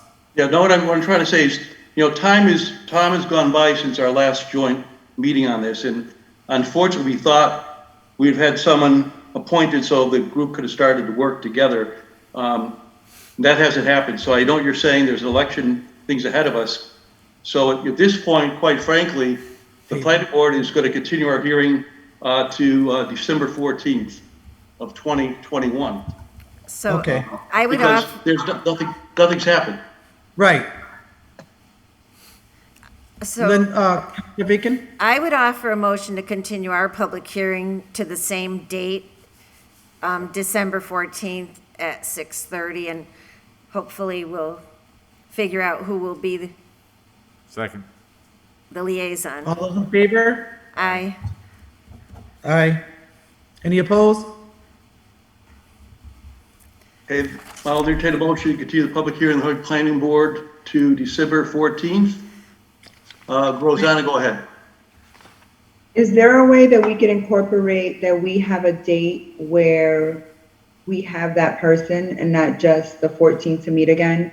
Like, can we somehow say like by December 1st, we will have that person, so by the time we meet on the 14th?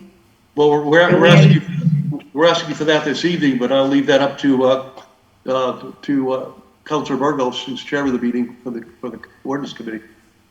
Because I think if we have more clearer deadlines, we can move this along a little bit faster. Yeah, I mean, you're right, Rosetta, because if we don't have anything, we'll be here on the 14th with another All over continuation. again. Yeah. So we can communicate via email and figure out who we'll have in place before the December 14th meeting. Okay. Is that what you guys wish? Well, we'd agreed to have that working committee start doing some work. We were hoping that by this evening we would have had some sort of an outcome from that. But obviously, unfortunately, it's not happened. But let's just try to move ahead as we can, as best. And again, we'll continue to the 14th. If I have that motion, and hopefully between now and then, someone will be appointed, and they'll have at least had an initial meeting, or maybe started working on this. I know this is this is not unique to Holyoke. This is, I guess, I'm understanding most every city in town right now is probably out of compliance with wording and sign compliance, but we do want to, at some point, move this forward. So you've continued your public hearing, right? Correct. Rosanna, are you okay with what we're? Yep, I'm fine, as long as we can somehow connect before that time. That would be very productive. Okay, so I'll entertain a motion to continue the public hearing of the Holyoke Planning Board till December 14th, 2021 at 6:30 p.m. Actually, Mr. Kelly, we are asking for a motion to continue the public hearing. So I said, did I? The public hearing, yeah. Okay, so moved. So second, Rosanna, and then Bibi's second. All those in favor? Aye. Okay, motion carries. Again, it's unfortunate, but we'll hopefully get this done. We'll wait to hear from the Ordinance Committee, and have a good evening, everyone. Wait, still don't have we have item 3? Number 3, item number 3. Isn't that joint too? That is. Motion to The only take thing up item 3 and open the public hearing. All those in favor? Aye. Aye. Aye. Planning has nothing else on their agenda. What do you have? Is one item. So number 3, I'll read it for the public record. So public hearing continued from August 31st. Actually, no, I'm sorry, September 28th, that the marijuana ordinance be amended to correct 1, the site plan review process in section 7.10.6.5 B, and 2, the reference to the table 4.3 principal uses in 7.10.5.3 A. Because we basically had our own public hearing concerning that earlier tonight. But I think maybe a misunderstanding. My recollection is at the last joint public hearing, everyone was on board for the two groups to decide how we continue. Okay. So we decided we continued ours separately, and we actually closed that. So you'll be hearing from us, soon on our recommendation. So through the chair, if I may? Absolutely. Does Councilor the planning board have something that they can give to us in our public hearing now? No, we're going to discuss it at our next meeting. We just closed it I'm tonight. sorry. I'm sorry. I thought you did it tonight. Thank you.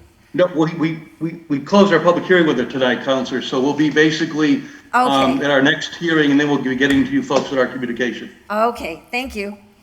Yep. So I hope that clarifies. Thank you. Yeah, it's been a night, to say the least. Well, anyway, we're going to miss this Zoom stuff someday, I hope, soon. Yes, this is so confusing. Yep. All righty, thank you. Thank you. Thank you, have a good Do night. we have anybody here for this public hearing? So we have somebody from the public here for the public hearing, I understand, Mr. Chairman. So what's the will of the body? What's the motion? Well, we're in a public hearing. Yeah, we're public hearing. So is it okay, so is there anyone from the public that chooses to speak on this item, item number 3? Please raise your hand. This is Vivian Gaz. Yeah, address, please. Yes, 109 Holyoke, and I don't want to get confusing because literally we had this conversation at the 5:30 planning meeting, same topic, but just want to know and understand what the plan is so that we can basically move forward because we purchased property under the assumption of being able to move forward with the cultivation process at 109 Lyman Street. However, due to the changes in May, we have a host agreement that has not been signed by the mayor, and it was made very clear that nothing's going to probably be signed for probably, well, I think they alluded to probably after the new year, given all of this that's currently going on. So we would just respectfully ask this ordinance committee to, again, work in concert with the planning committee so that we'll have a true path forward that is truly representative of the people. Over. Thank you, Vivian.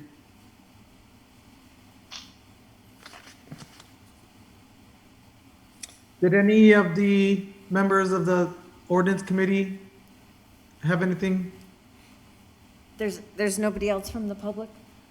No, I don't see anybody else. There's no hands Okay. raised or anything. Yeah, Okay, so, Mr. Chairman, if I may. So absolutely. in the last public hearing or two, we have had suggestions relative to the buffer made where we could consider putting it back with the schools or where children congregate and whatever that language was, which I don't have immediately in front of me. Or we could also include things that we had in there previous. The churches, residential, etc. So we've heard from Attorney Bissonnette that in the full council, there can be an order filed that the council consider rescinding the entire vote of May, and which would return us to the prior ordinance predating that.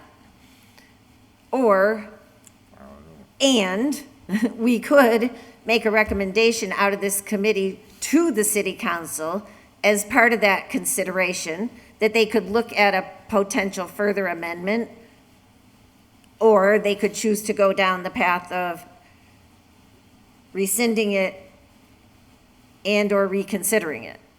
So to me, we've heard, so what we're trying to do here in looking at the ordinance is to balance the interest of our community, the new business investors, our loyal, long-standing business investors, and balance those interests in a way that benefits everybody to the best degree.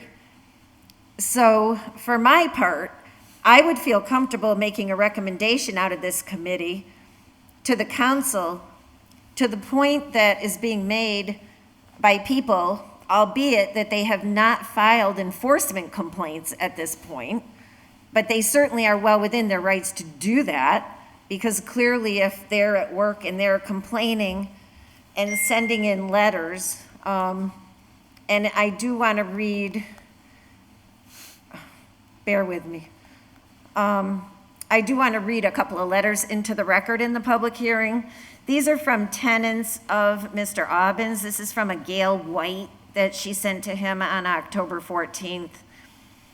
John, we've been tenants at Open Square for over 7 years and recently noticed the very strong odor of marijuana in the parking lot.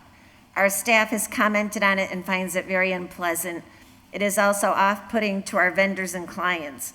We sponsor the CHD Springfield Thunderbirds sled hockey teams and are hesitant to have the children visit us this year due to the very strong smell.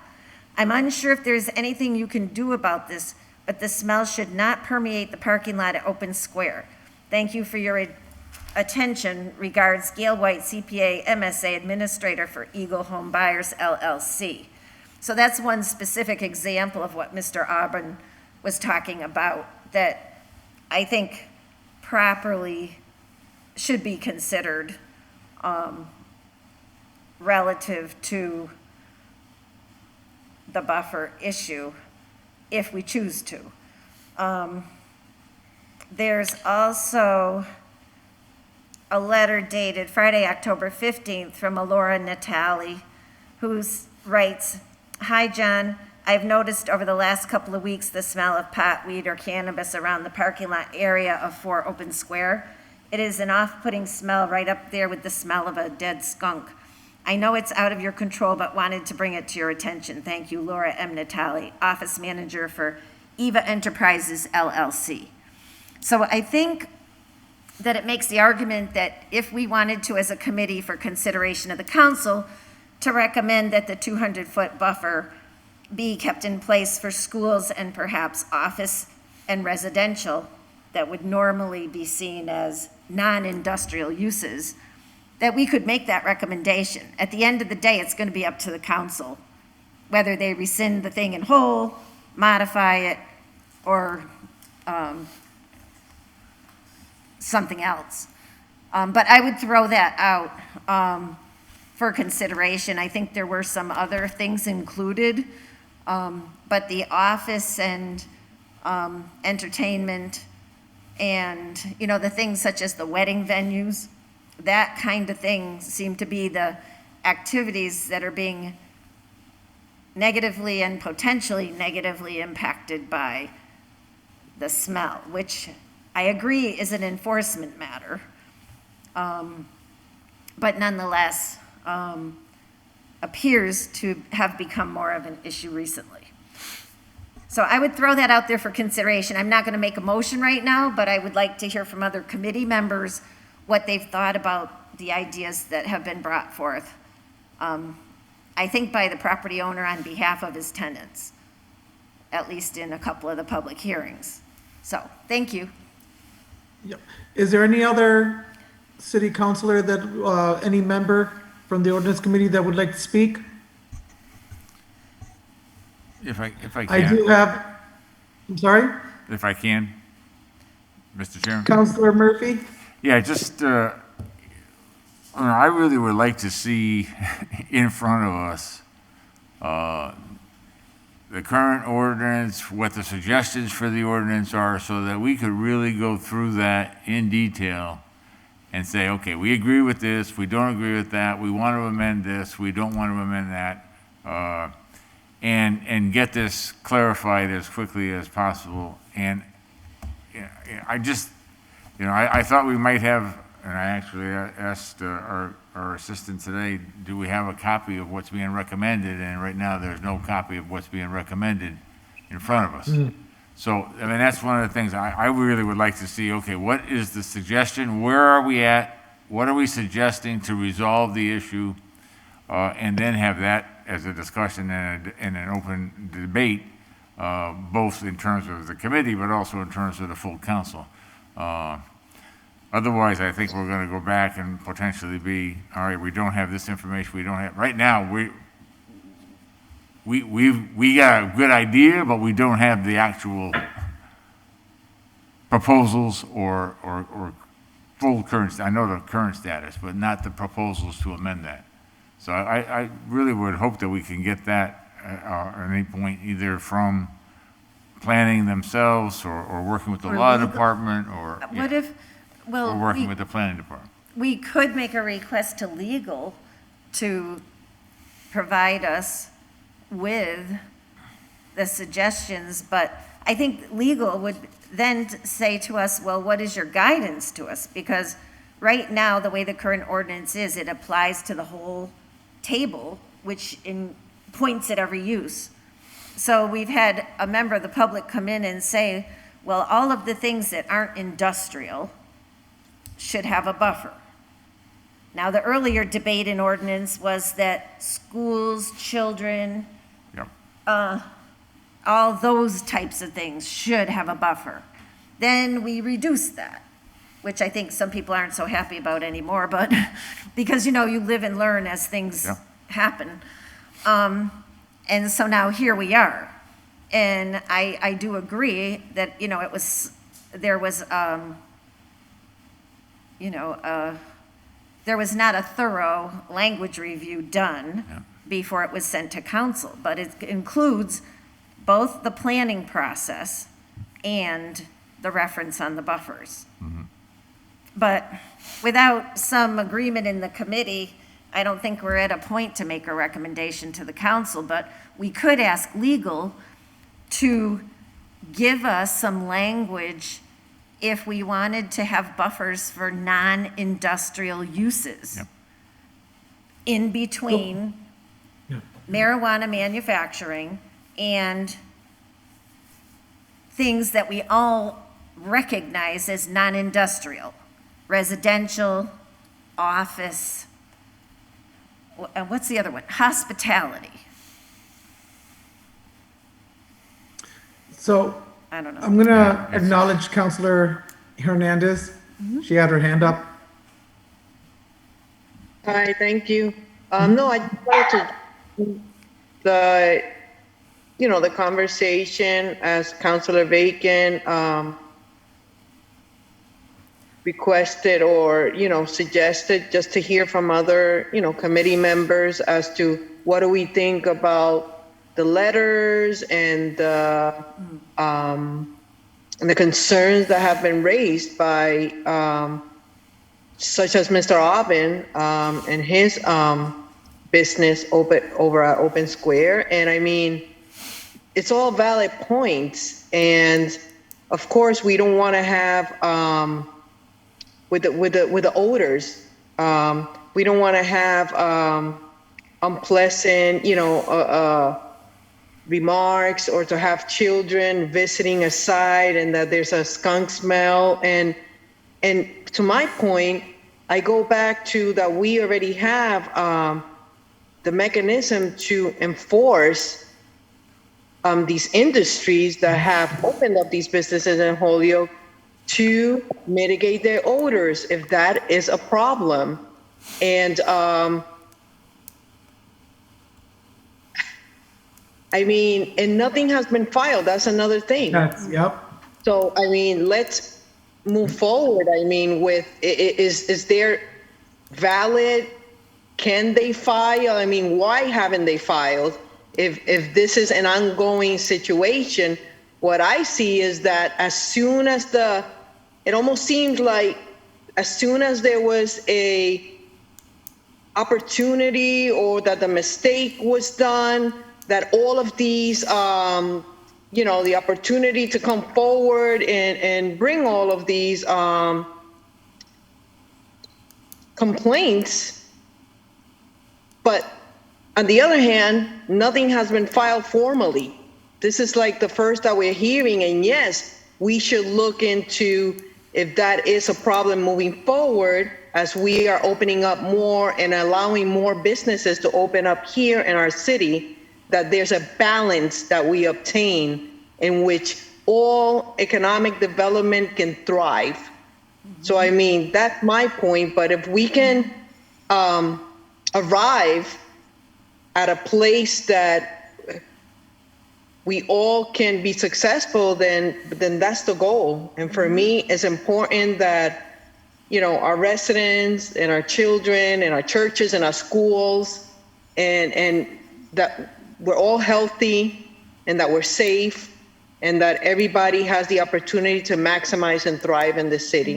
And I'm sure that we can, as an ordinance committee and then as a full city council, can arrive at that. Thank you. I agree. So, Attorney Bissonnette, did you want to weigh in?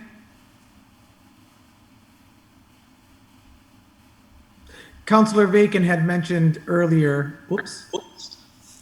Hold on a second. What just happened? Here we go. Councilor Bacon? Yes? Okay, you suggested that we get some guidance or some kind of information from Attorney Bissonnette. Well, so we're in the situation where, on the one hand, some people want it just to be returned to what the initial discussion had been. But on the other hand, through the public hearing process, we have been made aware of situations and circumstances that are different now than they were then, and certainly in 2020 and 2019. So we often refer to legal to give us language, but it isn't fair to legal for us to refer to them if we don't give them an idea, if we as a committee have some ideas about what we think should happen. Should it just go back the way it was? Should we put it back to the 500? Should we put it back to what it was in before we changed it in May, et cetera, et cetera.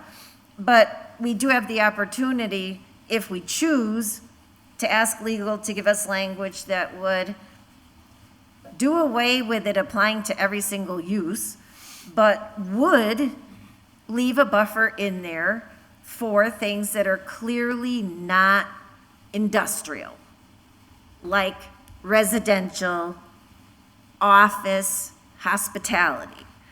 But in fairness to the legal department, I don't think we should just say, oh, legal, Attorney Bissonnette, can you please rewrite the ordinance for us, but we don't know what we want. So I was hoping, or just thinking out loud, that if as a committee, we could come to agreement on things that we think should have a buffer, because it's on the table legitimately, regardless of how it got here. We're now in a new process to put these things in and make a recommendation to the council. So that was what I was seeking. And then we still have to get our arms around the site plan review process, because somehow, I guess the language is calling for a major site plan review where the intention wasn't for it to be that, but to be something less. So we need clarity on what is wrong and what needs to be fixed on that language for that part. As Mayor Murphy has indicated, we don't really know what has to be changed to fix that, for that part.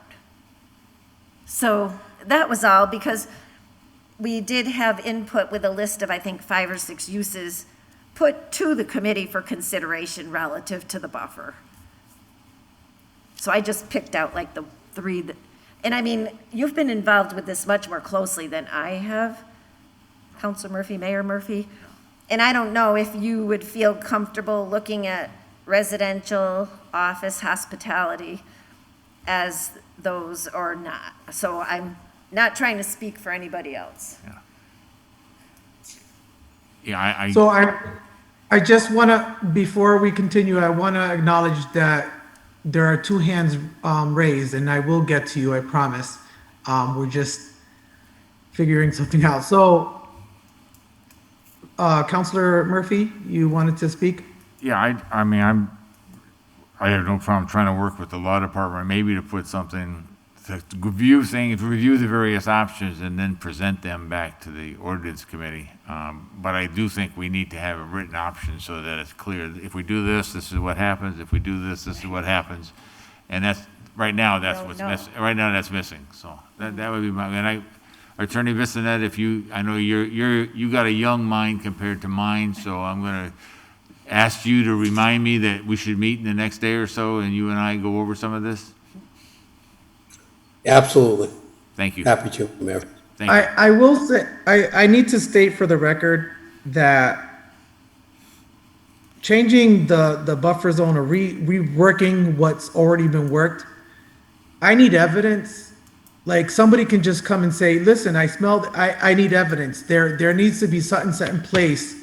So, somebody has to document it for us to change what we've already set in place. It doesn't make sense to me. And I do find it amusing that certain business owners decides to make a point during an ordinance meeting or a city council. This is not the place. You need to make that call. If there is any type of violation, make the call so that we have it on record and we can vote based on the facts.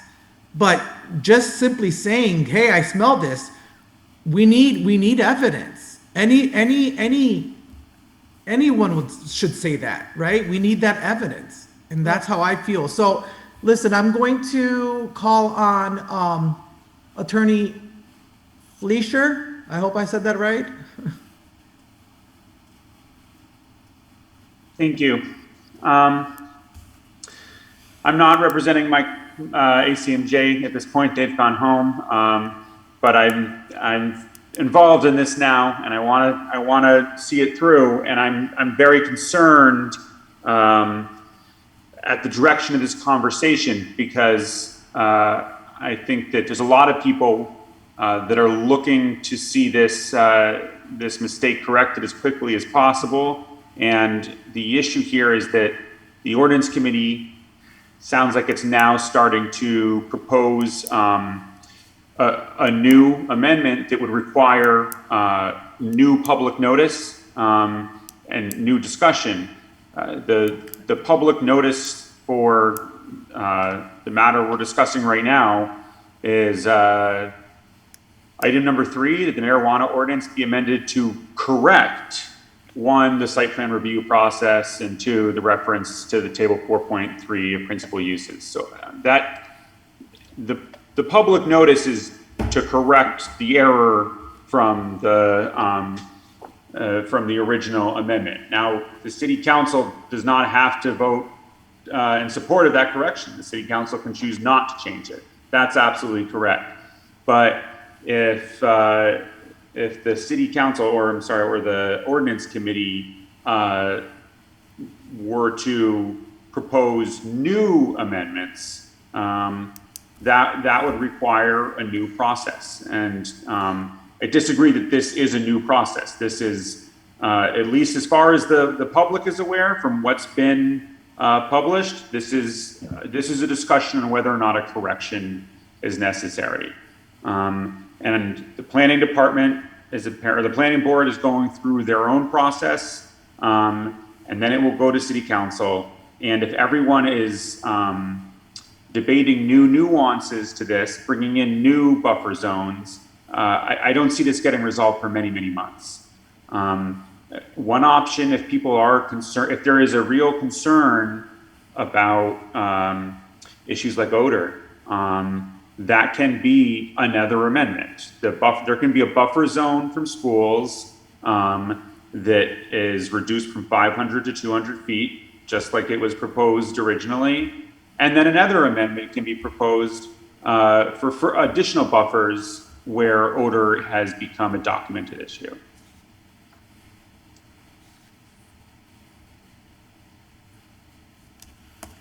Vivian, Gaz? Yes, Vivian Gaz, 109 Lyman Street there in Holyoke. Again, I would just ask that the team, be it the ordinance as well as the planning folks, sincerely take a step and look at where we are today, and more importantly, how can we do the due diligence to make a win-win for everyone? Because at the end of the day, if this is not a win for both the businesses coming in, but also for the town, Holyoke is not going to be where it wants to be down the road. And they have made so many improvements. You know, as we did our research and looked to come into there, that was one of the things that attracted us, was the things that were going on. But when mistakes like this, whether it's a mistake or not, occur, and as it was already said, it happens, it's on the table, we now have to address it. It's just important that it's addressed in a efficient and expeditious manner, so to speak. And so again, we just respectfully ask the board to continue to do that, to separate the layers, because again, for those folks that are stuck in this process, you know, we have a huge investment, and that's obviously, you know, tying things up. And then just like social media is out there, you know, word of mouth gets out there. And what you don't want to do is you don't want to lose potential business because the town is difficult to work with. It's you know, everything takes forever and just so on. We want to do the right thing. We want to do due diligence. So I ask that you potentially decouple what may need to be done based on the circumstances moving forward. Over.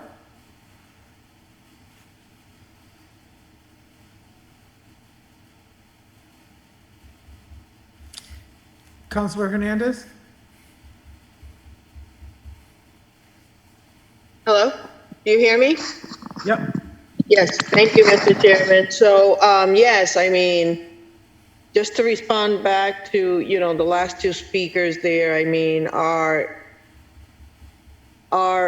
intentions are to move forward and to correct and stay on track. And I know that there is a lot of layers to this. And I mean, we can be all night talking about the many things that can come up from this mistake that occurred. And but I make a motion that we move forward with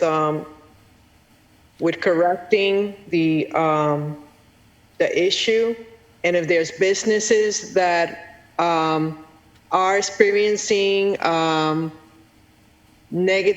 being negatively impacted by odor, that gets dealt with separately, and that we continue with this item as to move forward and to recommend to City Council to correct it. Is there a second to that motion? So, Mr. Chairman? Well, we'd have to close the public hearing, right? Yes. Can somebody make the motion? Do you feel? I make a motion to close the public hearing. All those in favor? Close the public hearing? I'll close the public hearing, yeah. Yeah. I'll Aye. second. Aye. Aye.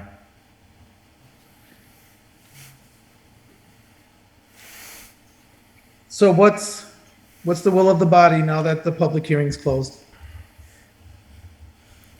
Well, normally we would wait for the planning recommendation. If we go in normal process. So So I'll make a motion, we table it, waiting for the planning board recommendation. Second. all those in favor? Aye. Aye. That's 4-0.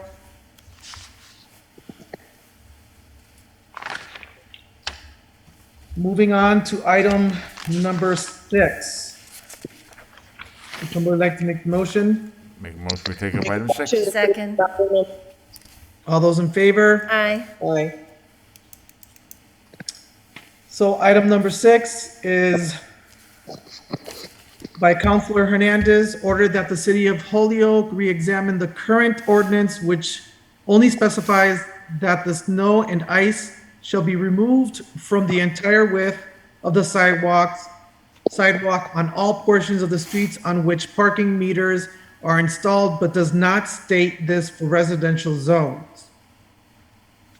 Would the maker of the order like to? Thank you, Mr. Chairman. So the problem that we were having last winter was that there was an owner over, I believe it's 921 Dwight Street, and he was not clearing the sidewalk in a timely manner. And when it was brought to his attention, he would clear the sidewalk only a shovel width with a very bad faith process. And there was residents that complained that they were trying to go by with their carriages and their children to get to their appointments, and they were not able to because this property owner was only shovel width. And when I spoke with him, he said that by law, since there wasn't a meter, that he didn't have to clear it to the width of the sidewalk. And this was further confirmed when I spoke with the police officer that was assigned to these type of issues, that since then he's retired, Officer Lopez. And so this is why this was brought forward, so we can ensure or make any changes that need to be made to ensure that property owners alike, any streets that have meters, such as downtown, that the clearance on the sidewalk should be the entire width of the sidewalk. I mean, I clear out my whole corner. I'm a property owner. There's no meters where I live. and I clear out all my openings and all of my sidewalks completely to the width of the sidewalk in consideration of all of the people that come by and need to utilize these sidewalks to get from point A to point B. I will, if you don't mind, I will add, first of all, how do you expect, or how does anyone expect someone in a wheelchair to get by the length of a shovel? So I think you're onto something, Councilor Hernandez, and this needs to be rectified. Did any of the members of the committee have anything to say? Or would like their input? Well, Mr. Chairman? Yes, Councilor So, Bacon. I think it's the general perception of the general public that you have to clear the whole sidewalk, even though I understand that the legal review indicated it doesn't say that. I think generally people think that, whether there's meters or not. So I think the easiest way would be to ask legal just to eliminate on which parking meters are installed and just say on all portions of the street, all snow and ice shall be removed from the entire width of the sidewalk within 8 hours after the cessation of any snowstorm. And that would take care of the problem, which I think most of the people in the city already think is the rule. Right. I mean, just generally. Except this one guy. Well, and I mean, there may be more, but. Right, but the one before us is the issue right now. Well, I mean, I guess the review indicated it is only for meters, the way it's written, right? Right. Right. So, Well, yeah, if I can, Mr. Chairman. Absolutely. So, I mean, I'm just Councilor looking Murphy. at section 78-141, section A, and the third paragraph down, basically saying nothing, the snow can't remain for more than 20, any snow upon such sidewalk has to be removed with 24 hours. Sidewalk implies, I mean, and I'm willing to go along with the wording if the wording has to be in the entire width of the the sidewalk. width of the sidewalk. I'm fine with that, but I would take any snow upon such sidewalk to mean any part of the sidewalk needs to be cleared. But if that's not what the interpretation is, then I'm all for amending it to change that to be after 24 hours, any snow would be removed from the entire width of the sidewalk. And just make that as the amendment. Yeah, so give the 24 hours though, because sometimes Yeah, people yeah, can't do it in 8 hours. Yeah, You know, if yeah. we have a huge storm. So how about, well, I don't want to speak for Counselor Hernandez, but I think we hear her point, and we would ask legal to put it in legal form to require that all sidewalks, the full width, would be cleared within, under that A section. Yeah, I would say 24 hours for a homeowner. And then we wouldn't even need B, right? Well, I think you need B because of. Oh, because of the and 8 hours. And So, the meters, okay, so the intention was if there was a meter, it had to be quicker. yeah. But if it wasn't, you could have longer. Yes. All right. Got it. But it wasn't clear. Yeah. So we spoke with the Holyoke Police Department. They were like, oh, we can't enforce it because it's only said the entire sidewalk when there was a meter. So it kind of Okay. was like the area there. So we want to make sure because this gentleman, he waited like 3 days. He didn't take out the snow. And then when he took it out, because he was upset because I called him a few times, he only did a shovel width. Yeah. Okay. So that would be good. But he's subject to a fine right after 24 hours, Right. period. But nobody forced it. Well, because So- it didn't say the full width. Yeah. No, but even Right. if he doesn't remove any snow, he's certainly Yes. obligated. I think Councilor Hernandez, you said he didn't remove the snow for a couple of days, correct? So, but I'm all for, I mean, if we can amend it and just say the entire width of the sidewalk, period, let's make that amendment, let's send it to the law department and let's have it upgraded. But 24 hours for the regular, but it meters, it needs to be 8 so that the businesses can be open if they need to be. And obviously they got people coming to work as well, so. Good, thank you so much. Okay. Attorney Bissonnette, did you want to add anything? No, just that Attorney Degnan has already been working on this and has Okay. been speaking with the police department, and Counselor Hernandez's order has been drafted into a rough ordinance form. So we'll be ready to go for the next meeting if this committee recommends it. All right. Okay, I make a motion that we recommend it, and then we get the drawn into legal form for our November 16th city council meeting. Second. With the amendment regarding the entire sidewalk, the entire width of the sidewalk. Second. All those in favor? Aye. Aye. Aye. So, Counselor Bacon, due to conflict of interest, I will have to abstain from the next item on the agenda. If you don't mind taking over? All right, and that's our last item? Yes. It is. Okay. All right, then you get out early. I'll make a motion to take up item 8. Good night. Make a motion we take up item 8. Do I have a second? All those in favor? Aye. I didn't hear a second. Oh, no, I said second. Okay, all in favor? Aye. Item 8, filed by Counselor Murphy, ordered that Chapter 2, Article 2, Division 6, Administrative Assistant to the City Council, Section 2-181, duties generally be amended to add an additional category of duties pertaining to the management and updates of the city website and social media accounts, including offering guidance to staff members of the city departments on use of the website as a records access and communication tool. So, Counselor Murphy, since you filed this, Yeah. maybe you want to give us an overview of, Yeah, there's two Where you're things here. going In order to do, I'm looking to expand the responsibility, but also to potentially be able to provide additional pay.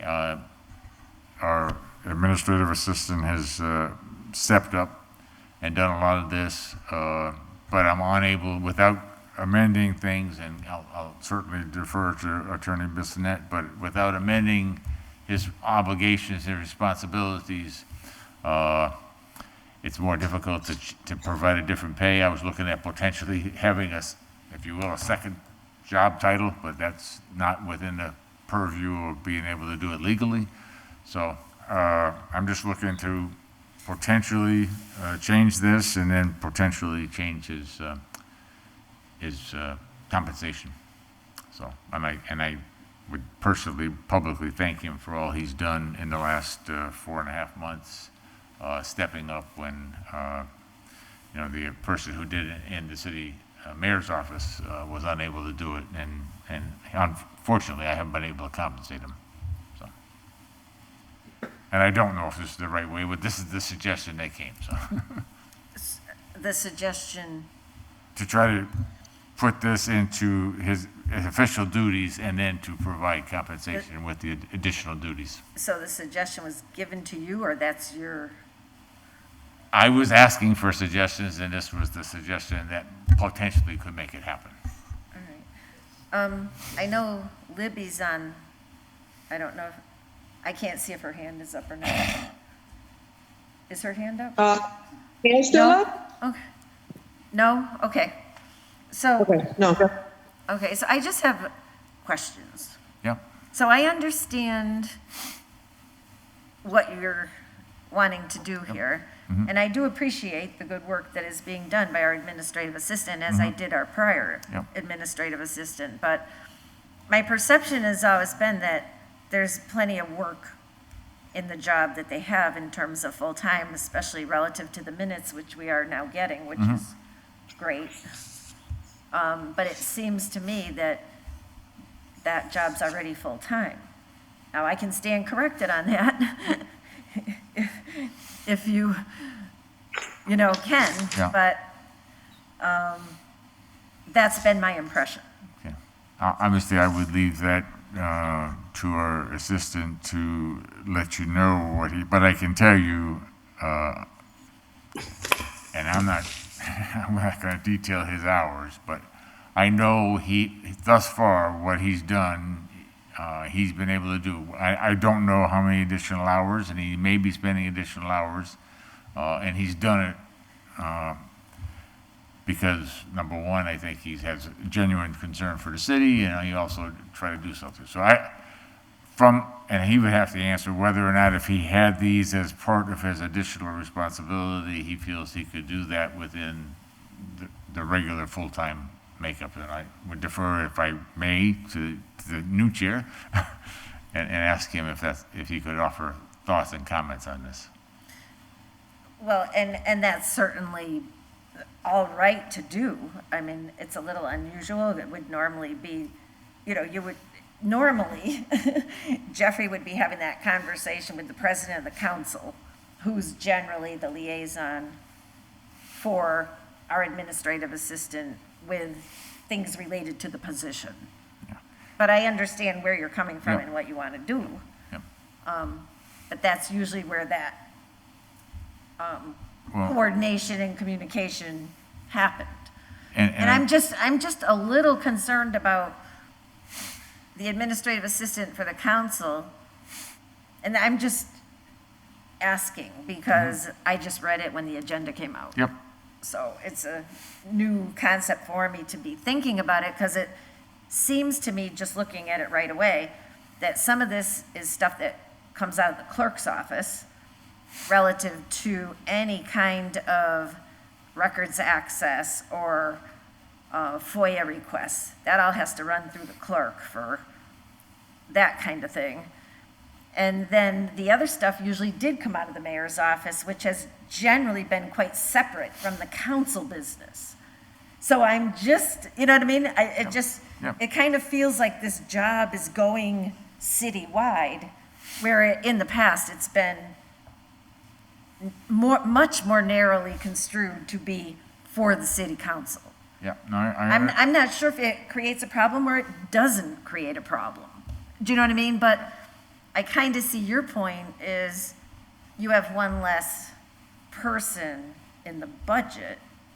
So it sounds like you're kind of trying to merge some activities into another job So actually, two less persons in the to office. keep, because of the fewer bodies. Yeah. If I'm understanding the If I can. logistics. Yeah. I mean, and obviously, we were trying to figure out a way to keep up. And I asked Jeffrey if he would be interested in doing that, and I knew he was pretty competent at doing it.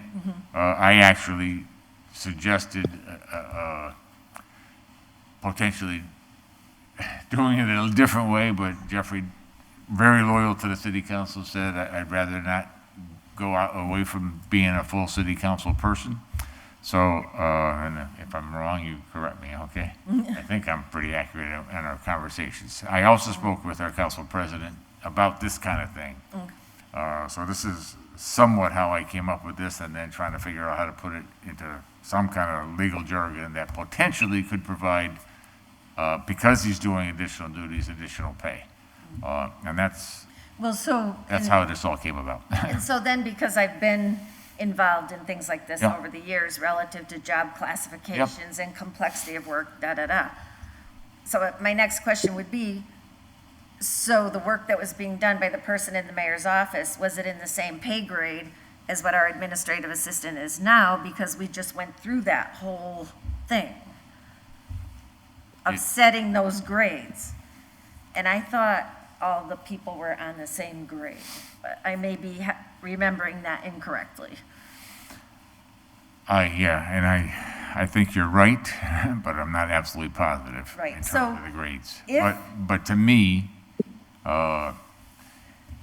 what I originally wanted to do was try to find a way to just provide an additional stipend as doing the additional work, but I could not do it. As we did attempt to do with our prior administrative assistant. Right. So sometimes there's things we want to do, but No, I given the agree. constraints of But- fairness and equity, we can't. So my position would be, if the work was higher level and required a higher level of expertise, and the person was being paid more, and that duty that was added to them made their job more complex, a higher grade job per our attorney that figures that out, you know, our consultant with HR, then that argument would prevail with me. If it is more work, but the level isn't higher, then that's not going to get you to the more money. Yeah. From Madam my Chair, perspective. just know that my Counselor? hand is up.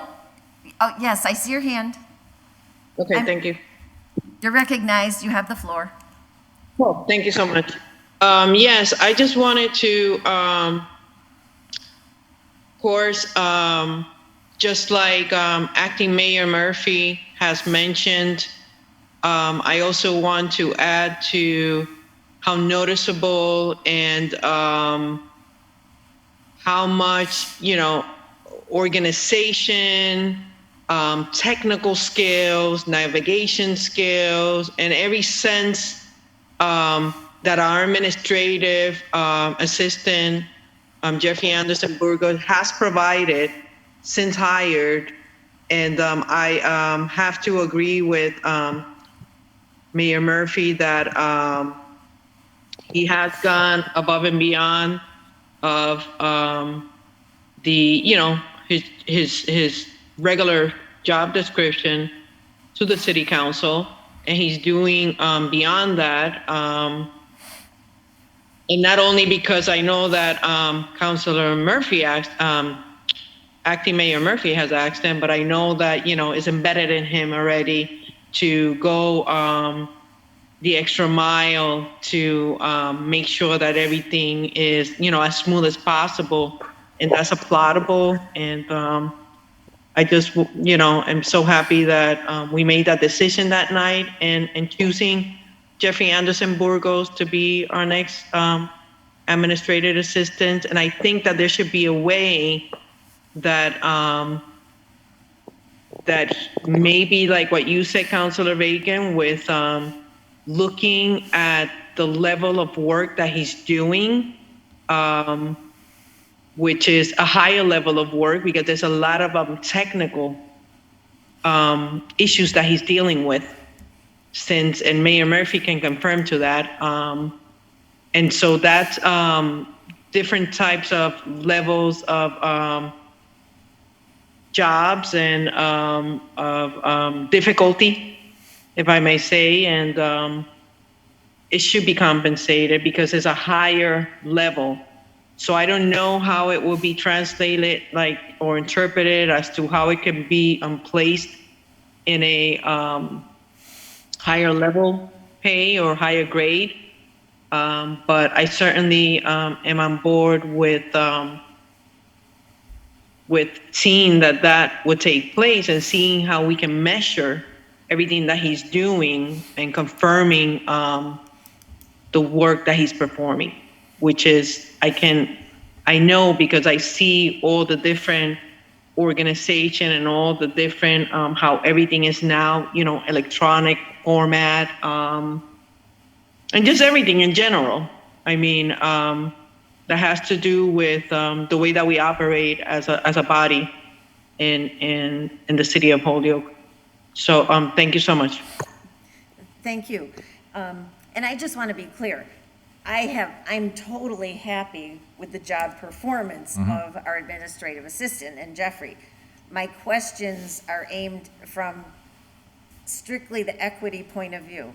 Because when we went through the whole thing with all the jobs, we paid a company to come in and put everybody in the grades that they said were equitable, comparable jobs. So if the job that he's doing was out of a higher grade, then I see the argument. If it was done by a person in the same grade, that's a harder argument to make. But I'm happy if you want to refer it over to our consultant in legal there and ask, say, this is the grade, this is the thing you're looking at adding. Would it change the grade? But I just thought, and again, I'm not looking at it, so I would defer to the review. So I can certainly go, and Attorney Bissonette, if you'd be kind enough to also remind me to touch base with Attorney Dupere.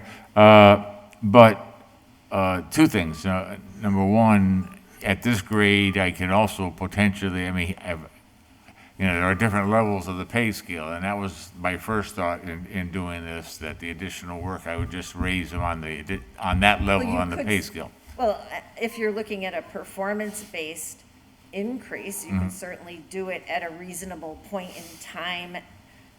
But as I understand, because of the additional responsibility, I'm trying to make sure that if I do an additional pay scale, that I'm doing it because of the additional responsibility which he's taking up, and I'm trying to legitimize it with this ordinance. I understand yeah. what you're saying. So the more would be one thing, the grade issue, if it is at a higher level of work, would be another thing, right? Well, clearly, yeah. I mean, I will definitely check with Attorney Dupere and see what his thoughts are on that. Because I'm just not sure if you're looking to change the grade or the person within the grade. Well, I'm basically changing the duties of the Right, so- of the position. So, I mean, I can. So that's my question. Yeah. So I If mean, it's I can. within the grade, it's a simpler matter than if it's changing the grade, I think, but I would defer to Yeah. the folks that spend a Okay. lot more time looking at it. Okay. All right. I can certainly do that, and try to find out what the results of that would be, and go from there. Yeah. All right, so, So, if you don't mind, let me do this. Can we refer this to the law department with a specific reference to Attorney Dupere to see if, with this change of duties, if that would change the grade level, and if so, to what grade level? And if not, and we just change the job description, what would be the options in terms of? within the grade. Within the grade in terms of his pay. Mhm. Is that okay? So I'll make that motion. Libby, do you want to, Counselor Hernandez, do you want to second his motion? Yes, second that. Okay, thank you. Okay. All in favor? Aye. Aye. I make a motion. So then we'll see Yep. what feedback we Yep. get. Yep. Does that sound reasonable? Yep. All right, and I hear what Yep. you're saying. No, I know. And I do appreciate all the work that Jeffrey does as well. Okay. All Okay, I make right, a motion, then. we adjourn. And is there a second for adjournment? Second. All in favor? Aye. Thank you all. Have a good night. Bye.